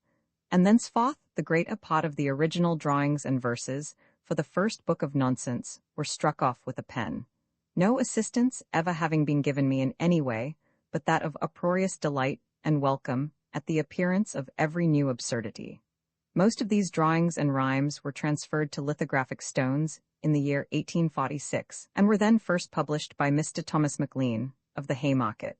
But that edition having been soon exhausted, and the call for the Book of Nonsense continuing, I added a considerable number of subjects to those previously published, and having caused the whole to be carefully reproduced in woodcuts by Messrs. Dalzell, I disposed of the copyright to Messrs. Routledge and Wan, by whom the volume was published in 1843. Edward Lear Viller Emily, San Remo, August, 1871. Nonsense Botany 100 Nonsense Pictures and Rhymes. There was a young person of Bantry, who frequently slept in the pantry. When disturbed by the mice, she appeased them with rice, that judicious young person of Bantry. There was an old man at a junction, whose feelings were wrung with compunction when they said, "The train's gone?" He exclaimed, "How fall on?" but remained on the rails of the junction. There was an old person of Minety, who purchased 590 large apples and pears, which he threw unawares at the heads of the people of Minety. There was an old man of Thermopylae, who never did anything properly, but they said, "If you choose to boil eggs in your shoes, you shall never remain in Thermopylae." There was an old person of Deal, who in walking used only his heel. When they said, "Tell us why," he made no reply, that mysterious old person of Deal. There was an old man on the Humber, who dined on a cake of burnt umber. When he said, "It's enough," they only said, "Stuff, you amazing old man on the Humber." There was an old man in a barge, whose nose was exceedingly large, but in fishing by night it supported a light which helped that old man in a barge. There was an old man of Dunrose, a parrot seized hold of his nose. When he grew melancholy, they said, "His name's Polly," which soothed that old man of Dunrose. There was an old man of Toulouse who purchased a new pair of shoes. When they asked, "Are they pleasant?" he said, "Not at present." That turbid old man of Toulouse. There was an old person of Brie who frequented the depths of the sea. She nursed the small fishes and washed all the dishes and swam back again into Brie. There was an old person of Bromley whose ways were not cheerful or comely. He sat in the dust, eating spiders and crust, that unpleasing old person of Bromley. There was an old person of Shields, who frequented the valleys and fields. All the mice and the cats and the snakes and the rats followed after that person of Shields. There was an old man of Dunluce, who went out to sea on a goose. When he'd gone out a mile, he observed with a smile, "It is time to return to Dunluce." There was an old man of Deeside whose hat was exceedingly wide, but he said, "Do not fail, if it happen to hail, to come under my hat at Deeside." There was an old person in black. A grasshopper jumped on his back. When it chirped in his ear, he was smitten with fear, that helpless old person in black. There was an old man of the Doggle who purchased 6 barrels of goggle, for he said, "I'll sit still, and will roll them downhill, for the fish in the depths of the Doggle." There was an old person of Pinner, as thin as a lath, if not thinner. They dressed him in white and rolled him up tight, that elastic old person of Pinner. There was an old person of China, whose daughters were Jiska and Dinah, Amelia and Fluffy, Olivia and Chuffy, and all of them settled in China.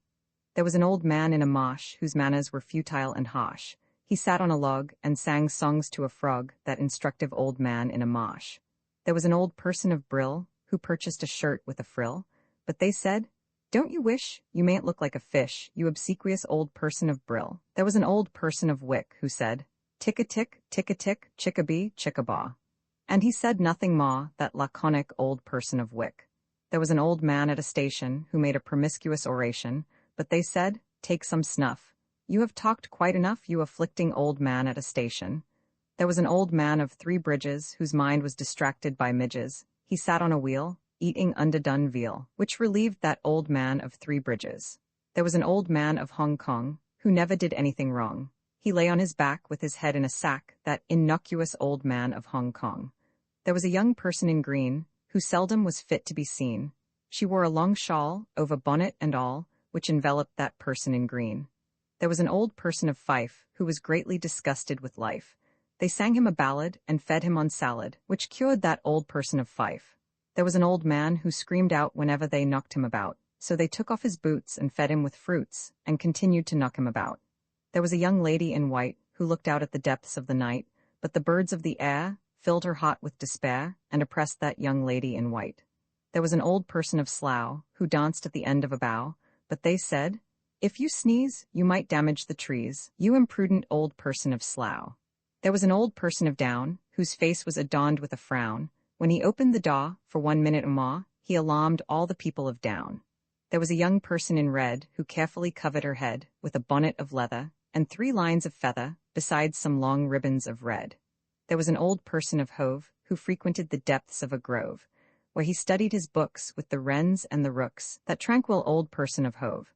There was a young person in pink who called out for something to drink, but they said, "Oh, my daughter, there's nothing but water," which vexed that young person in pink. There was an old lady of France who taught little ducklings to dance. When she said, "Tick-a-tack," they only said, "Quack," which grieved that old lady of France. There was an old person of Putney, whose food was roast spiders and chutney, which he took with his tea, within sight of the sea, that romantic old person of Putney. There was an old person of Loo, who said, "What on earth shall I do?"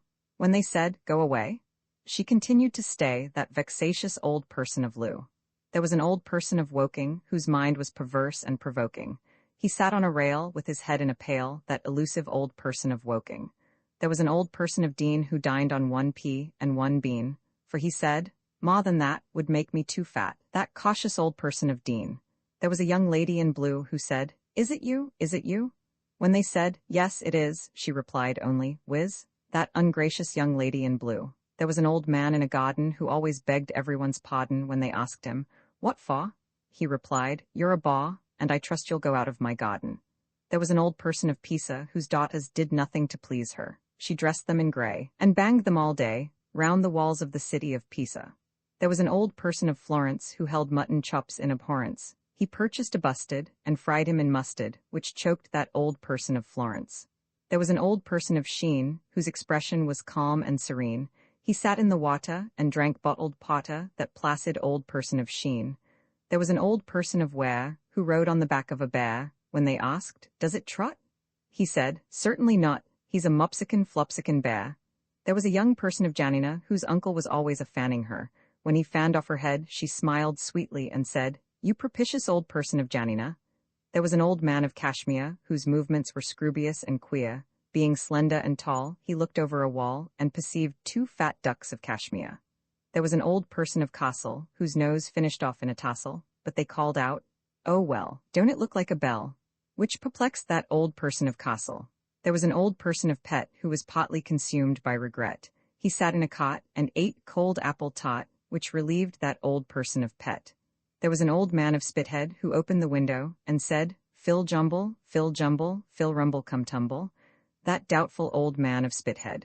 There was an old man on the border, who lived in the utmost disorder. He danced with the cat, and made tea in his hat, which vexed all the folks on the border. There was an old man of Dumry, who taught little owls to drink tea, for he said, "To eat mice is not proper or nice," that amiable man of Dumry. There was an old person of Filey, of whom his acquaintance spoke highly. He danced perfectly well, to the sound of a bell, and delighted the people of Filey. There was an old man whose remorse induced him to drink caper sauce, for they said, "If mixed up with some cold claret cup, it will certainly soothe your remorse."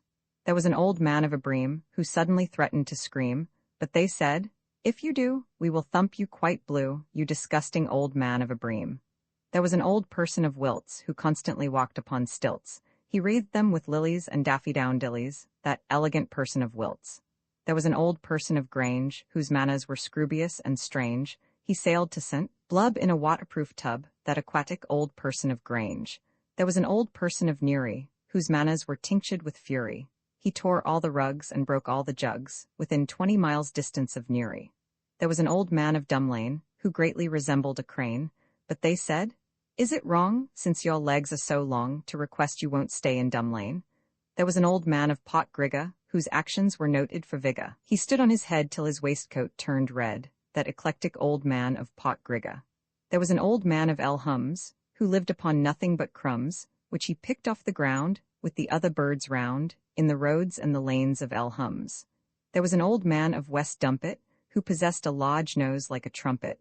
When he blew it aloud, it astonished the crowd, and was heard through the whole of West Dumpet.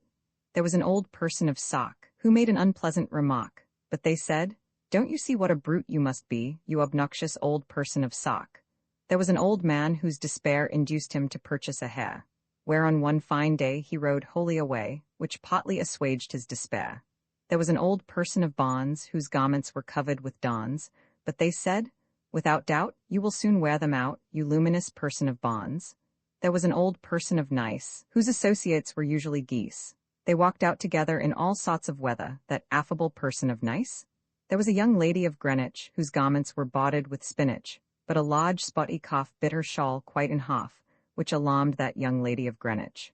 There was an old person of Cannes, who purchased 3 fowls and a fan. Those she placed on a stool, and to make them feel cool, she constantly fanned them at Cannes. There was an old person of Ilkley, who could not abide to ride quickly. He rode to Connacht on a tortoise's back, that moony old person of Ilkley. There was an old person of Hyde, who walked by the Shaw with his bride, till a crab who came near filled their bosoms with fear, and they said, would we'd never left Hyde. There was an old person in grey, whose feelings were tinged with dismay. She purchased 2 parrots and fed them with carrots, which pleased that old person in grey. There was an old man of Ancona, who found a small dog with no owner, which he took up and down all the streets of the town, that anxious old man of Ancona. There was an old person of Sestri, who sat himself down in the vestry. When they said, you are wrong, he merely said bong, that repulsive old person of Sestri. There was an old person of Blythe, who cut up his meat with a scythe. When they said, well, I never, he cried, scythes forever, that lively old person of Blythe. There was a young person of Ayr, whose head was remarkably square on the top in fine weather. She wore a gold feather, which dazzled the people of Ayr. There was an old person of Rimini, who said, gracious, goodness, O Gamini. When they said, please be still, she ran down a hill and was never more heard of at Rimini. There is a young lady whose nose continually prospers and grows. When it grew out of sight, she exclaimed in a fright, oh, farewell to the end of my nose. There was an old person of Ealing, who was wholly devoid of good feeling. He drove a small gig, with 3 owls and a pig, which distressed all the people of Ealing.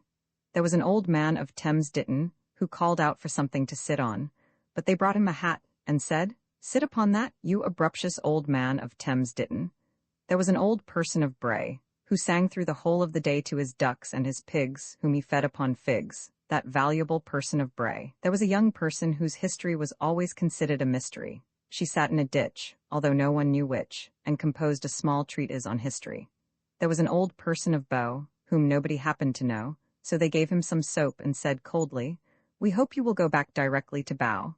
There was an old person of Rye who went up to town on a fly, but they said, if you cough, you are safe to fall off, you abstemious old person of Rye. There was an old person of Crowell, who lived in the nest of an owl. When they screamed in the nest, he screamed out with the rest, that depressing old person of Crowell. There was an old lady of Winchelsea, who said, if you needle or pin shall see on the floor of my room, sweep it up with the broom. That exhaustive old lady of Winchelsea. There was an old man in a tree, whose whiskers were lovely to see, but the birds of the air plucked them perfectly bare, to make themselves nests in that tree. There was a young lady of Corsica, who purchased a little brown saucy cur, which she fed upon ham and hot raspberry jam, that expensive young lady of Corsica. There was a young lady of Firle, whose hair was addicted to curl. It curled up a tree and all over the sea, that expansive young lady of Firle. There was an old person of Stroud, who was horribly jammed in a crowd. Some she slew with a kick, some she scrunched with a stick, that impulsive old person of Stroud. There was an old man of Boulac, who sat on a crocodile's back, but they said, towards the night he may probably bite, which might vex you, old man of Boulac. There was an old person of Skye, who waltzed with a bluebottle fly. They buzzed a sweet tune to the light of the moon, and entranced all the people of Skye. There was an old man of Blackheath, whose head was adorned with a wreath of lobsters and spice, pickled onions and mice, that uncommon old man of Blackheath. There was an old man, who in little fell casually into a kettle, but growing too stout, he could never get out, so he passed all his life in that kettle. There was an old person of Dundalk, who tried to teach fishes to walk. When they tumbled down dead, he grew weary, and said, I had better go back to Dundalk.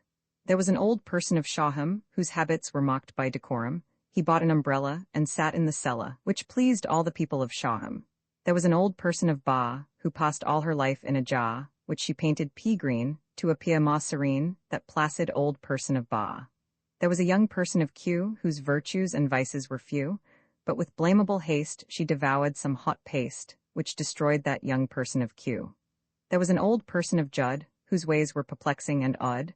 She purchased a whistle, and sat on a thistle, and squeaked to the people of Judd. There was an old person of Bude, whose deportment was vicious and crude. He wore a large ruff of pale straw-colored stuff, which perplexed all the people of Bude. There was an old person of Brigg, who purchased no end of a wig, so that only his nose and the end of his toes could be seen when he walked about Brigg. There was an old man of Messina, whose daughter was named Opsabina. She wore a small wig and rode out on a pig, to the perfect delight of Messina. 26 Nonsense rhymes and pictures the absolutely abstemious ass, who resided in a barrel, and only lived on soda water and pickled cucumbers. The bountiful beetle, who always carried a green umbrella when it didn't rain, and left it at home when it did. The comfortable confidential cow, who sat in her red morocco armchair and toasted her own bread at the parlor fire. The delumphous duck, who caught spotted frogs for her dinner with a runcible spoon. The enthusiastic elephant, who ferried himself across the water with the kitchen poker and a new pair of earrings. The physgigus fish, who always walked about upon stilts because he had no legs. The good-natured gray gull, who carried the old owl and his crimson carpet-bag across the river because he could not swim. The hasty higgle-dippigledy hen, who went to market in a blue bonnet and shawl and bought a fish for her supper. The inventive Indian, who caught a remarkable rabbit in a stupendous silver spoon. The judicious jubilant jay, who did up her back hair every morning with a wreath of roses, 3 feathers, and a gold pin. The kicking kangaroo, who wore a pale pink muslin dress with blue spots. The lively learned lobster, who mended his own clothes with a needle and thread. The melodious meritorious mouse, who played a merry minuet on the pianoforte. The nutritious newt, who purchased a round plum pudding for his granddaughter. The obsequious ornamental ostrich, who wore boots to keep his feet quite dry. The perpendicular purple polly, who read the newspaper and ate parsnip pie with his spectacles. The queer querulous quail, who smoked a pipe of tobacco on the top of a tin tea kettle. The rural runcible raven, who wore a white wig and flew away with the carpet broom. The scroobius snake, who always wore a hat on his head, for fear he should bite anybody. The tumultuous tom-tommy tortoise, who beat a drum all day long in the middle of the wilderness. The umbrageous umbrella maker, whose face nobody ever saw because it was always covered by his umbrella. The visibly vicious vulture, who wrote some verses to a veal cutlet in a volume bound in vellum. The worrying, whizzing wasp, who stood on a table and played sweetly on a flute with a morning cap. The excellent double extra Roman 20 imbibing King Xerxes, who lived a long while ago. The Yonghi Hibo, whose head was ever so much bigger than his body, and whose hat was rather small. The zigzag zealous zebra, who carried 5 monkeys on his back all the way to Jellybully.